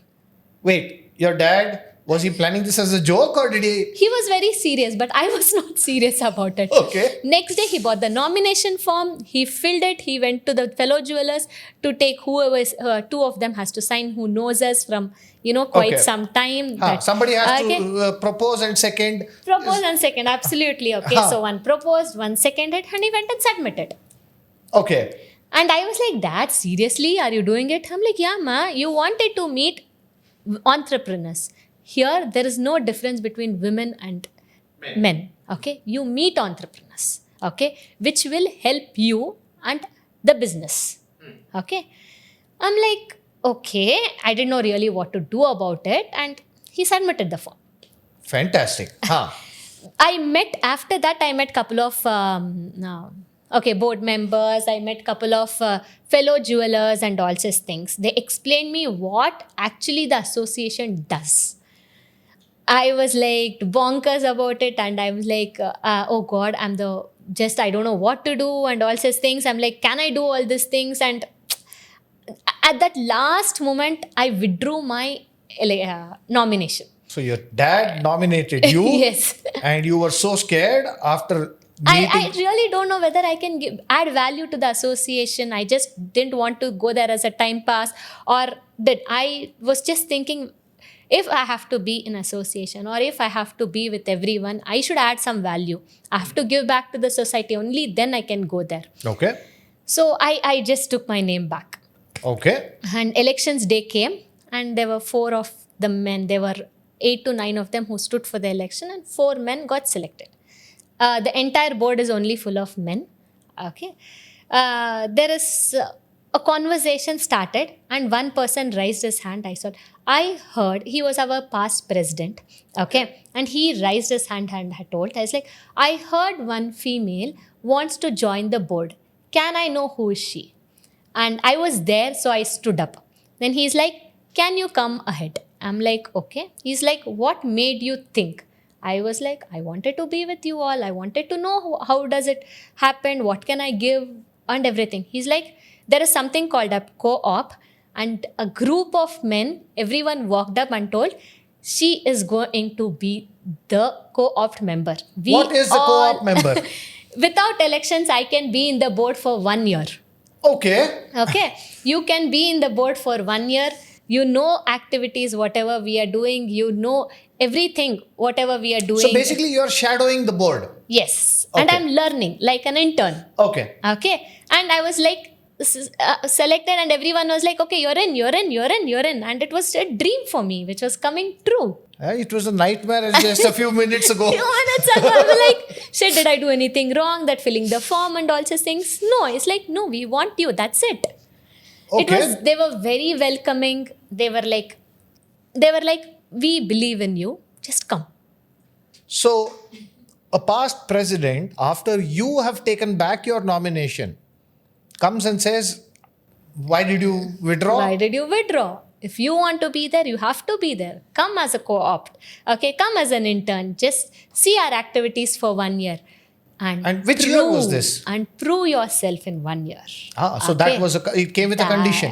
Yes. Just being in the board is not important. Prove yourself. Okay. So which year was this, Megha? 3 years back.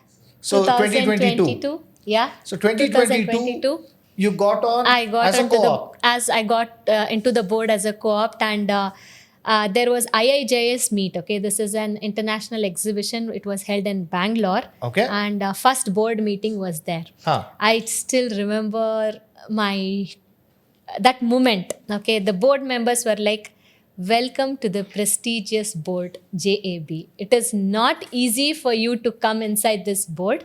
Make use of this opportunity and show what you can give to the industry." So this was your initial board meeting. Yes, even I just feel the goosebumps even now when the words came from the fellow members, like all these things.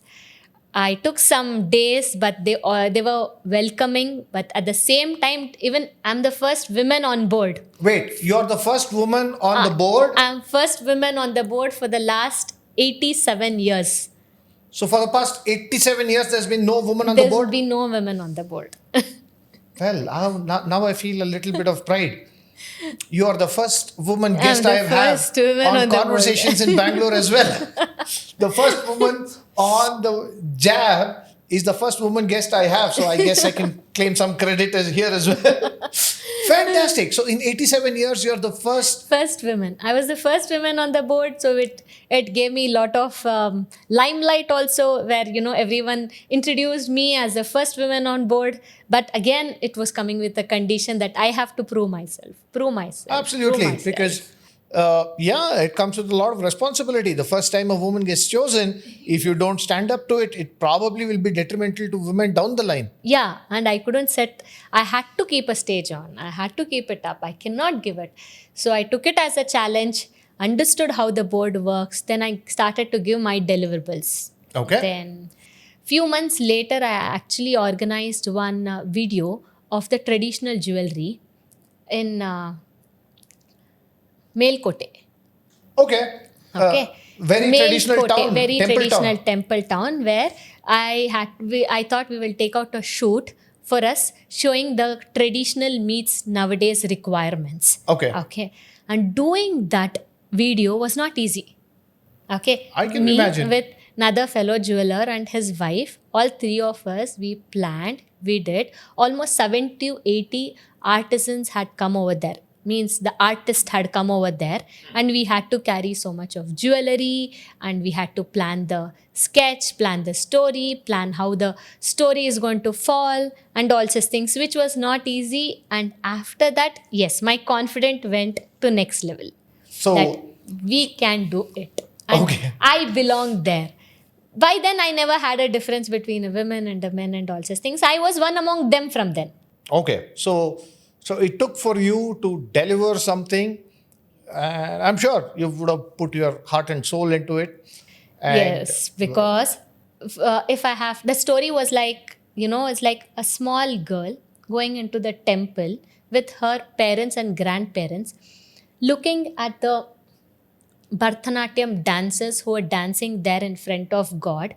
She can relate herself there, and she is astonished seeing the different type of jewelry they're wearing. Okay, there was a sitar playing, there was a woman who was playing veena, and she's seeing they are wearing different type of jewelry. Our traditions are with jewelry. Then one side there is some marriage going on. So the girl is observing everything. So this was totally from the girl's point of view. Okay. Of course, two women are involved in creating the whole thing. It will be from a girl's point of view. A kid, Yeah. okay, is linking her with a dancer, Bharatanatyam dancer, a veena artist, a marriage is going on, and everything has jewelry in it. Okay, everything tells a story of a tradition. Everything tells the story of what we are, and she is imagining her marriage. Okay, how she has to be. The Cinderella all story. all the story had to be put in one scene, and the way it had taken, it was not easy. It was a task. We took 2 days to cover the entire thing. So that gave me a lot of confidence that yes, we can do it.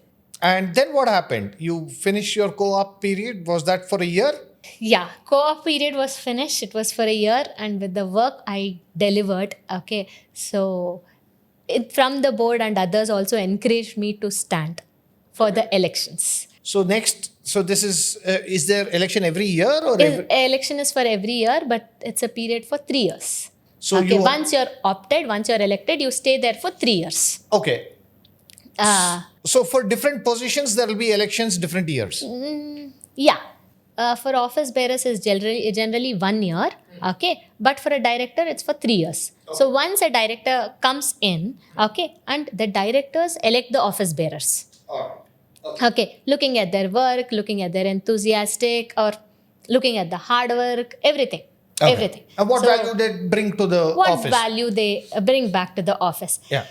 The video I created, then I was also a part of SJS. I was a part of. What is SJS? Okay, this is one of the exhibitions we conduct. Okay, South Jewelry Show. I was like part of all those things, which, it was not easy though. I had to really work hard for all these things. Okay, so but people had confidence in me from them. So you're talking like it is nothing.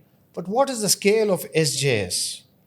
What is the scale of South Jewelry Show? We made this video for South Jewelry Show, okay, where we wanted to promote our South jewelry, our Nakas jewelry, our close setting jewelry, our handmade jewelry to North Indians or the entire world. Okay. So we wanted to showcase how it works. Okay, so video is one part, but we wanted to showcase how it helps. So we did all the jewelry. It was like distributed to everyone, and seeing those things, many people came to Bangalore to buy our jewelry. So this was kind of an exhibition or a show, or what was this? It's an exhibition where you are exhibiting your jewelry, your craftsmanship, and others can come and buy. Okay, the wholesalers are doing it. It really helped a lot, because a lot of people, after seeing the photos, videos and everything, they thought, okay, this is a different approach. We can come in. So what was the time period of this? Where was this held? Was there a venue of the exhibition? Every year it is held in Palace Grounds or St. Joseph Grounds in Bangalore. Every year it is held. Okay, it is during the month of June end or July first week. This year it is June end. Okay. 26, 27, 28 are the exhibition dates. It's this month? It's around the corner. Yes, it's around the corner, where all the wholesalers or the retailers from different part of the country come and showcase their jewelry. You mean South India? South India. No, others also can. All the wholesalers can come and showcase their jewelry, and the retailers can buy it. Okay, so this is called the South Jewelry Show. South Jewelry Show. So how many people usually are there in this? So say for example, the year you organized it, or you are part of the organization, how many people were there in South Jewelry Show? It is increasing every year. Okay, maybe it was 350 to 375, and now it has reached to 400 to 450. You mean 400 to karigars? 450 wholesalers. Only wholesalers? Only wholesales. 400 to 450 wholesalers come and exhibit. Come and exhibit in one place. Okay, and the retailers can see different type of workman, and then they take it. Okay. So you were instrumental in organizing the SJS in 2023? Part of it. Yes, part of it, because wholly I cannot tell that I was the person. Others were doing it, and I was like one of the member of it. Okay, I had to do the video, photos and all such things, which helped it. And if you want to have the brain behind this person, is like there's a company called as GES who does all these things. Okay. And it was not easy even for them. They first started with 35 wholesalers. That's it. Now it has reached to 350 or 400. It is a lot of work even for them to onboard the wholesalers. Okay. Of course. Yeah. To onboard them is very difficult. To give our deliverables is very difficult. So it's not an easy journey at all. Okay. If I get there it. I is am an seeing it achievement, slowly. if there's an achievement, or if someone has done something, there's a lot of things which has gone behind it. Okay. That everyone cannot understand, and we cannot tell to everyone all these Of things. course, this is a private club. Yeah. You wholesalers meet retailers, and we just see what's on the showcase at the end of the day. Yeah, actually. Okay, so this happened. So what, in 2023, this was the thing? And then you stood for election. What post did you stand for? When this I was... stood for a director post. Okay. Then there were that year 5 of them had stood. Okay, for the competition. Then I wanted to proudly tell that I was the third top who won with 415 votes. Okay. Okay, that was not a small thing. And out of 2,000 members, you got 415 votes. Yeah, only 600 of them came to vote. So what, you got 2/3 majority? Yeah. If you were running a parliamentary party, you were the prime minister then. No. There's a rule that you have to vote for 4 of them. Okay. So even 8 to 10 of them are standing, and you have to vote for 4 of them in it. Got it. Okay. So in that 600 or 650, I got 415 votes. Okay, so you were the crowd darling. You can say that. Yeah, I was like again on top of the world. Okay. Into the board.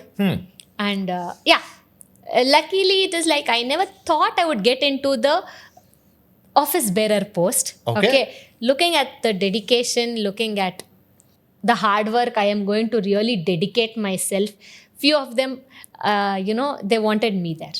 Wow. So And everyone supported. And I am here today as one of the first women director, first women joint secretary for Jewelry Association, Bangalore. hats off to you, Megha. What a journey from not knowing which karigar to meet. Yes, To from sitting- no one to someone. From that, I think, can be the name of this podcast. So let us see. So that, I think, could really be the name of this podcast, from no one to someone. Now, in all this journey, you have broken quite a few firsts. The first woman, First women. first generation, you started this business off, and your dad didn't even think twice. He said, okay, my daughter didn't meet women entrepreneurs, let her meet all the entrepreneurs in this all business. the entrepreneurs. That's it. He just, okay, fine. He rose, he is like, raised me like that, okay? He never had a difference, okay? I have no siblings, so he's like, he has no difference between a boy and a girl. You are there, that's it. You can live the world however you want. Okay. Of course, you know your limits, okay, with whatever it is, but you have all right to live your world the way you want. So he's like, every step he encouraged. Of course, my family also encouraged me, my husband, my daughter, mom. Otherwise, this wouldn't have happened at all. Okay. Everyone helped me in their stage. When the support was needed, they gave me. It wouldn't be possible without their support. Fantastic. Now, wow, what a journey this has been. Okay, so this was really, really exciting to me because I've been an entrepreneur myself. So, and this journey has been exciting to me. Now, out of a lot of requests from all the women I know who know I'm going to sit down with you today, they just wanted to understand about jewelry. So, in an area where I don't know about, and you were telling me that there are different styles of jewelry. Even in South India, there are multiple different styles of jewelry, temple jewelry and other things. And you said the Kurgis have a different style. The Mysore style is different. So can you explain what are the differences in these styles, and what are the expertise found in Nagratpet, in Bangalore for all these? Bangalore, actually, from 3 years back, which I told SSI show, we are asking for a trademark, okay, that we are the most manufacturing unit for Nakas jewelry. Okay. What is Nakas jewelry? Temple jewelry is also called as Nakas jewelry. Okay. So Bangalore, I'm very proud to tell that, Bangalore stands one for the production of Nakas jewelry today. In all of India? In whole India. Okay. In whole India. Okay. We take the pride to tell that for South Indian jewelry, there are two type of jewelry which we are really good at. Okay. One is South Indian close setting jewelry, that is in diamonds, and Nakas jewelry and temple jewelry. Okay. We are the best. Nam Bengaluru number one. Nam Bangalore. Namdadu. It is just ours. Okay. No one can take. ಯಾಕೆಂದ್ರೆ ಆ ಕಲೆ ಎಲ್ಲರಿಗೂ ಬರಲ್ಲ. Okay, that is not an easy thing. It is craftsmanship though. You have to really sit and learn it. ಆ ಕಲೆ ಎಲ್ಲರಿಗೂ ಬರಲ್ಲ. A Bengali is it generation to generation? That is generation to generation. The temple jewelry or Nakas jewelry is handed over from generation to generation. It is handed over. It's like ನಮ್ಮ ಒಡೆಯರ್ ಫ್ಯಾಮಿಲಿಯಲ್ಲಿ the Odiyars, the king had personal jewelers. Okay. So from then on it started, okay. It's like our personal jewelers. So so many things come from that. If you see Odiyar's old photos, you will know the different type of jewelry he's wearing. Okay. The traditional jewelry he's making and all such things. So all those art is transformed here. Okay. So all those jewelry is transformed here. Okay. That is the jewelry we all would like to want. Okay. See, if he is wearing some jewelry, I would like to own something like that because I want to feel that I belong to him, belong to this place. Okay. So, like that, if you say for a Rajasthani jewelry, okay, there is Polki jewelry, there is Rajdhani jewelry, there is Jadavu jewelry. So, what are the differences in all this? Are there different styles? Totally different. Okay. Totally different. Some uses flat polkis, some uses pearls, rubies, some use only diamonds, some use emeralds, precious stones, everything. To see all the jewelry is totally different. Okay. So give us an example of what are the different ornaments or different things that in Nakas jewelry. What defines Nakas jewelry or temple jewelry as you call it? Nakas jewelry is handmade. So a story is depicted or handcrafted. Okay. So if you have something, they itch that, they have thousands of tools for it. Okay. And they create it. Okay. And that so art give me an is example. only here. What story is told on Nakas jewelry? What story? Okay. Usually Nakas or temple jewelry is, or you'll have the idols of God in it. Okay. So different avatars of Lakshmi. Okay. Like all the avatars of our Vishnu. It's like if it is a Krishna, it's like, Krishna stories are engraved on it. So Balakrishna. And whatever different stories. And it is like avatars also are different. Okay, everything. Okay, if it's a Lakshmi, Astalakshmi, okay, different Astalakshmi is there on it, and they will take one story and create one jewelry. Okay. So now Lakshmi is known for lotus with the gold and all such things. Abhay Mudra and all that. Yeah. Okay. So the entire piece will have some lotus or something linked to our goddess. Okay. So they take, say, if they take one Ashtalakshmi, all the motifs and all the iconography will be in the whole jewelry? It depends upon what jewelry, size of the jewelry. So if it's a dab or a vaddanam, okay, it will be there. So if it's a necklace, you'll have one Lakshmi in it. So, you will see. It depends upon what you want and the size of the jewelry. If you just want a pendant, you can just go with one thing. And these days, there's something CAD design has come.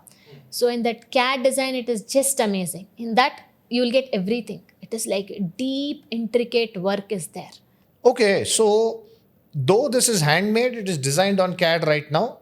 No, I am speaking about CAD jewelry. Okay. There is again CAD jewelry, this Nakas jewelry. Then again, there is something like CAD jewelry, which is our antique jewelry.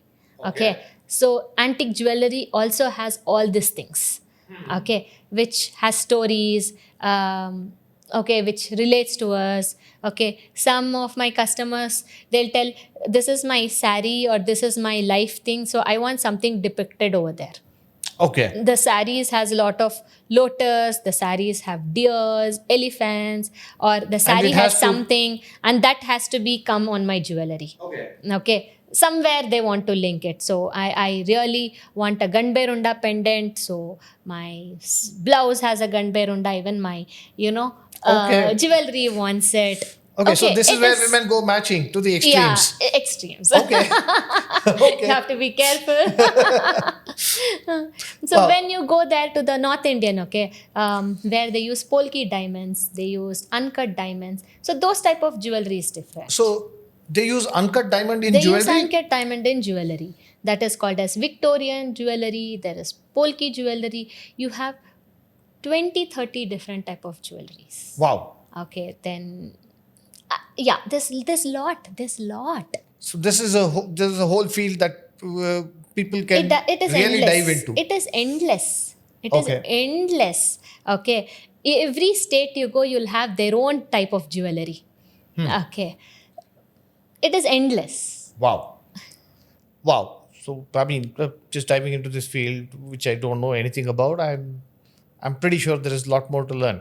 Now, for a clueless customer like me, what would your advice be if we are going into picking up some jewelry for some event? What are the things that you would advise? It's typically how you advise your clients. What are the things that I have to keep in mind To buy a jewelry. to buy jewelry? Say, for example, I'm going to present it to somebody on their wedding anniversary or their birthday and things like that. What are the things I have to keep in mind? First of all, is jewelry a good gift? Of course. I wouldn't give it You away. wouldn't disagree.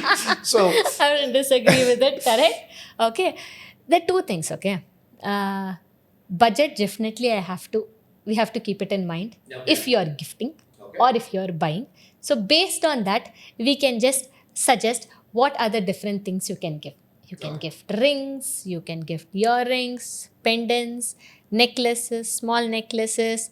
Okay. You can gift many items. Okay. So keeping budget next. Okay. You have to first make sure that it is like hallmarking or HUID is done on it for your own safety. Then is the workmanship good? What quality of diamonds they are using? You have to keep all these things in mind. okay. And is there some hallmarking kind of a test or a purity guarantee? Yeah, there are for government diamonds? See, hallmarking is not there for diamond. Hallmarking is there only for gold. I get it, but is there some kind for of diamonds? Yes, there are many labs which will test your diamond through Okay. a microscope, and they'll give you a certificate telling this is so and so quality of diamond, Okay. which we are using. So I prefer it is better to have certificate these days because of lab grown diamonds coming up.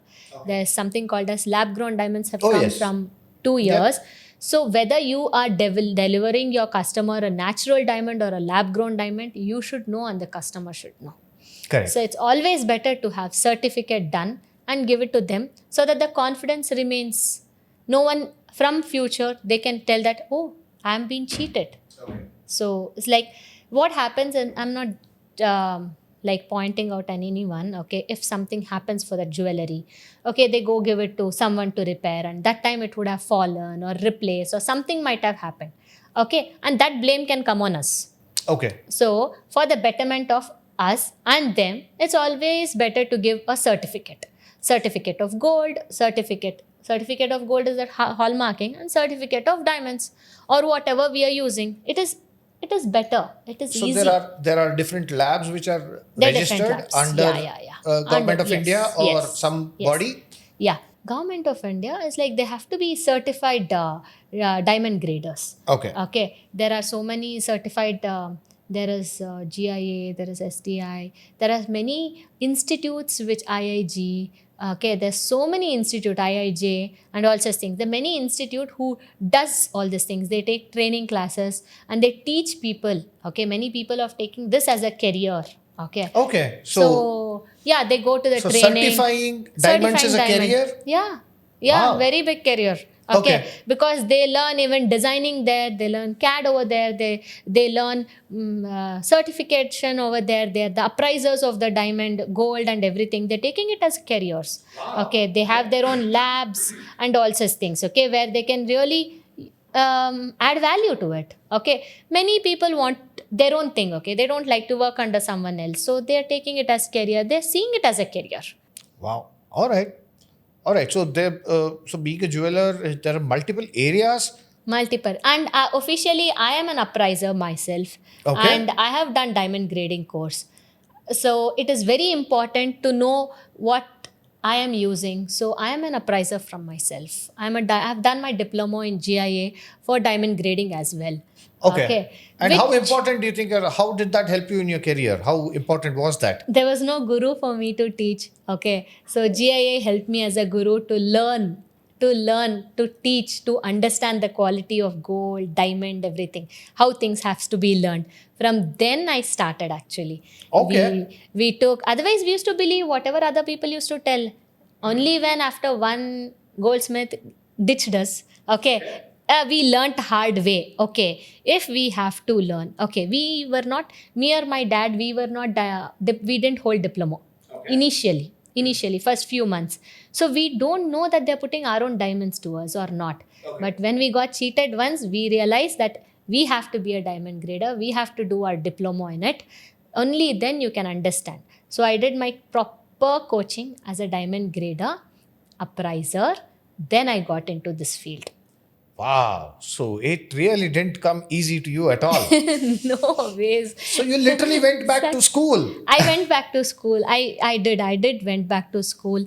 Going back to school was just a month, okay? But coming back and practicing the same thing was difficult.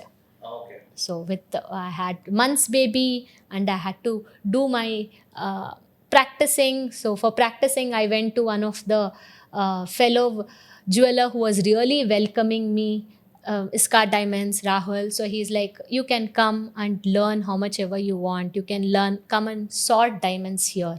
So I worked there for 4 to 6 months as a sorter, diamond grader.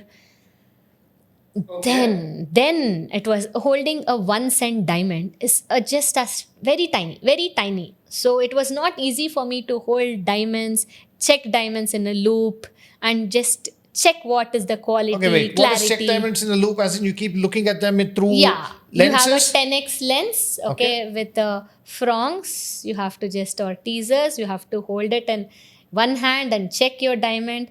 Okay, checking diamond is a difficult task. What do you look for when you're checking for diamonds? Color? Okay, color as in Okay, what there- color it gives off. Yes. See, diamonds is known for white. Diamonds is known for white color. Okay.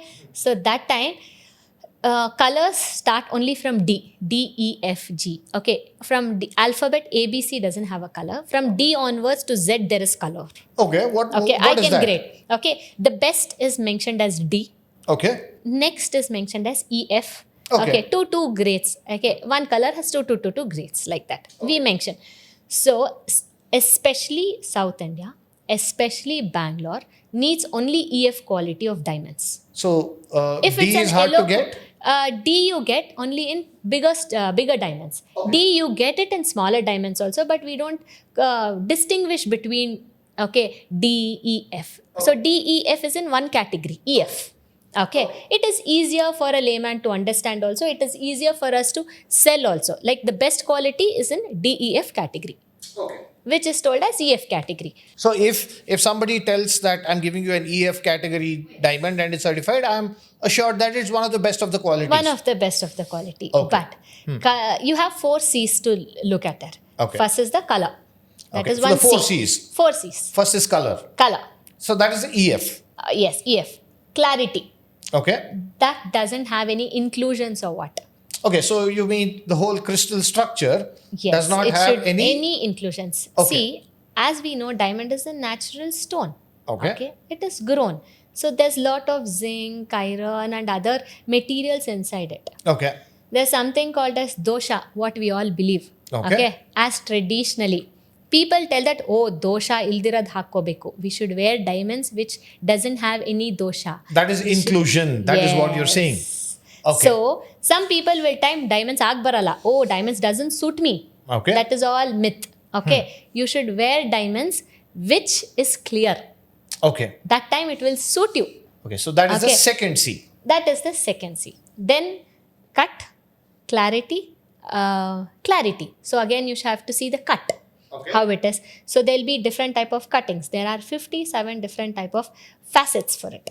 Okay. Okay, so- is that the shaping of the diamond? Shaping of the diamond. Okay. And is the facet correctly shaped? Okay. Okay, so you have to see whether all the cut is fine. Only if it's a proper cut, the diamond will glow. Okay. Okay. A mirror, if it breaks, you can't see the reflection, right? Correct. Same way, the diamond should be cut, polished, and the symmetry, everything we should see. Only then will a diamond then shine. the diamond will shine brighter. Okay. So this is the Okay. cut part of it. This is Cut. the third C. Yes. So it is like color, cut, clarity, and symmetry. We have to see all these things. Okay. So this is the thing in diamond. So first you have to learn what diamond is. You have to know if a karigar is using some diamond, it is your diamond or not. Okay. So for Then- that, this identification For helps. that identification, yes. You have to know how to check your diamonds, know your diamonds. Then the rest of it. Okay. So I had just a thing that when I was doing this internship, the jeweler whom I was working with, he told, you sell 1 cent and show it to me. I'm like, I remember even now, I went to my mom and told, Mama, if I have to sell, who will buy with me? Okay. I literally had tears in my eyes. It's like, how can I promote my business? How can I start it? Okay. But I told you that billing of 2,556 rupees. Yes, now I'll remember it. Yeah, the journey started from there. That was the cent of diamond you sold? Yes. Oh, Okay, with the fantastic. gold, with the making charge, everything together, it was that amount. Okay. Okay, that started my journey. From then on, it's like me and dad, like with support, we were like, going ahead. It was like, yeah, word of mouth, confidence. It was very difficult to set in though. It's like everything came together, everything hand in hand. Okay. Only one thing we should never give up on ourselves. Never give up on ourselves. Try. What's there in trying? Yeah. First we have to try. Then expect the result. No, but true entrepreneurial story. And I don't know, this is I did not expect this to get into an entrepreneurial podcast, but in fact it has, and it's been extremely educational for me, and I'm sure it's been extremely educational for the viewers as well. Now, if anybody has to find you, where do they find you? Is there an email address or a telephone number that can be published? Yeah, I have my store in Avenue Road called as Heritage Jewelry. They can come over there or they can call me. My number is... We will put the link on that thing. Done. And- I can meet them, understand them, see how it goes and all such things. But my whole journey was like, I became a personal jeweler for many of them. Oh, yes. I met a lot of people during this journey. It's like, I cannot tell that if I was not a jeweler, I could have not met many of them in this field. Wow. So just like any other Bangalore story, working for HP and then becoming a personal jeweler. Personal jeweler. It's like getting into the board. Board has, all the who's who wholesalers and the top people in the board. Okay. Knowing them was a next challenge for me actually. In Okay, my life. I'm certain. So, So, can you knowing drop some them- names? No, it's okay. But everyone were really good. But being with them, being a part of them, knowing them was again a different ball game. Okay, here the customers part was different, but being on board, knowing them because they all were in board from years. Okay. And me as a fresher, has entered them, knowing them was totally a different ball game. Actually, to tell, I was a jeweler with limited aim, limited dream. Okay, now after getting into the board, my dream my aspirations have increased. Okay. Fantastic. I want to really do good. I want In to really our world, do it. we call this scale. Yes. Now is the time to scale. It is actually, I want to really scale up because I am seeing many people like that, okay? And it has opened my eye. Okay, yes, where am I? What am I going to do? I'm like, a jeweler asked me, can you sell 1 cent? Yes, I am selling so many carats now. Okay, I want to really scale it up. Let's see how this journey of mine will happen. So thanks, Megha, for letting us know about the different qualities that we have to look for in a diamond. So I feel I'm a little more educated this time. In case I go and buy a diamond, at least I know what I can ask the jeweler. Fantastic. I mean, what else do we need to know about diamonds? That's very important, okay? That you know the quality of diamond, you read the diamond, you have knowledge, and then you buy diamond. That time you don't um, think that, okay, oh, did I pay more or did I pay less for this? You will pay the best price for it. And I just have to tell that because of the lab grown diamonds being introduced, okay, real natural diamonds, solitaires have reduced little bit. The value is reduced, and this is the best time to buy a diamond. I actually bought a solitaire pair for myself and my daughter. Oh my God! So that's an insider tip that our viewers will definitely. So it's the best time to buy a solitaire right now. Best time to buy solitaires.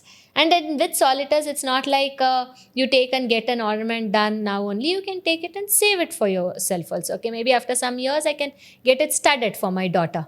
So it's like I can buy diamonds, then keep it for myself. Then after some years, I can get it studded also. Oh, okay. So apart from just buying jewelry, is it a normal practice for people to buy diamonds separately, keep it? Yeah, it is a practice because the trend changes. Okay, many people they don't want to reset the diamond because the polish and all such things will get worn out.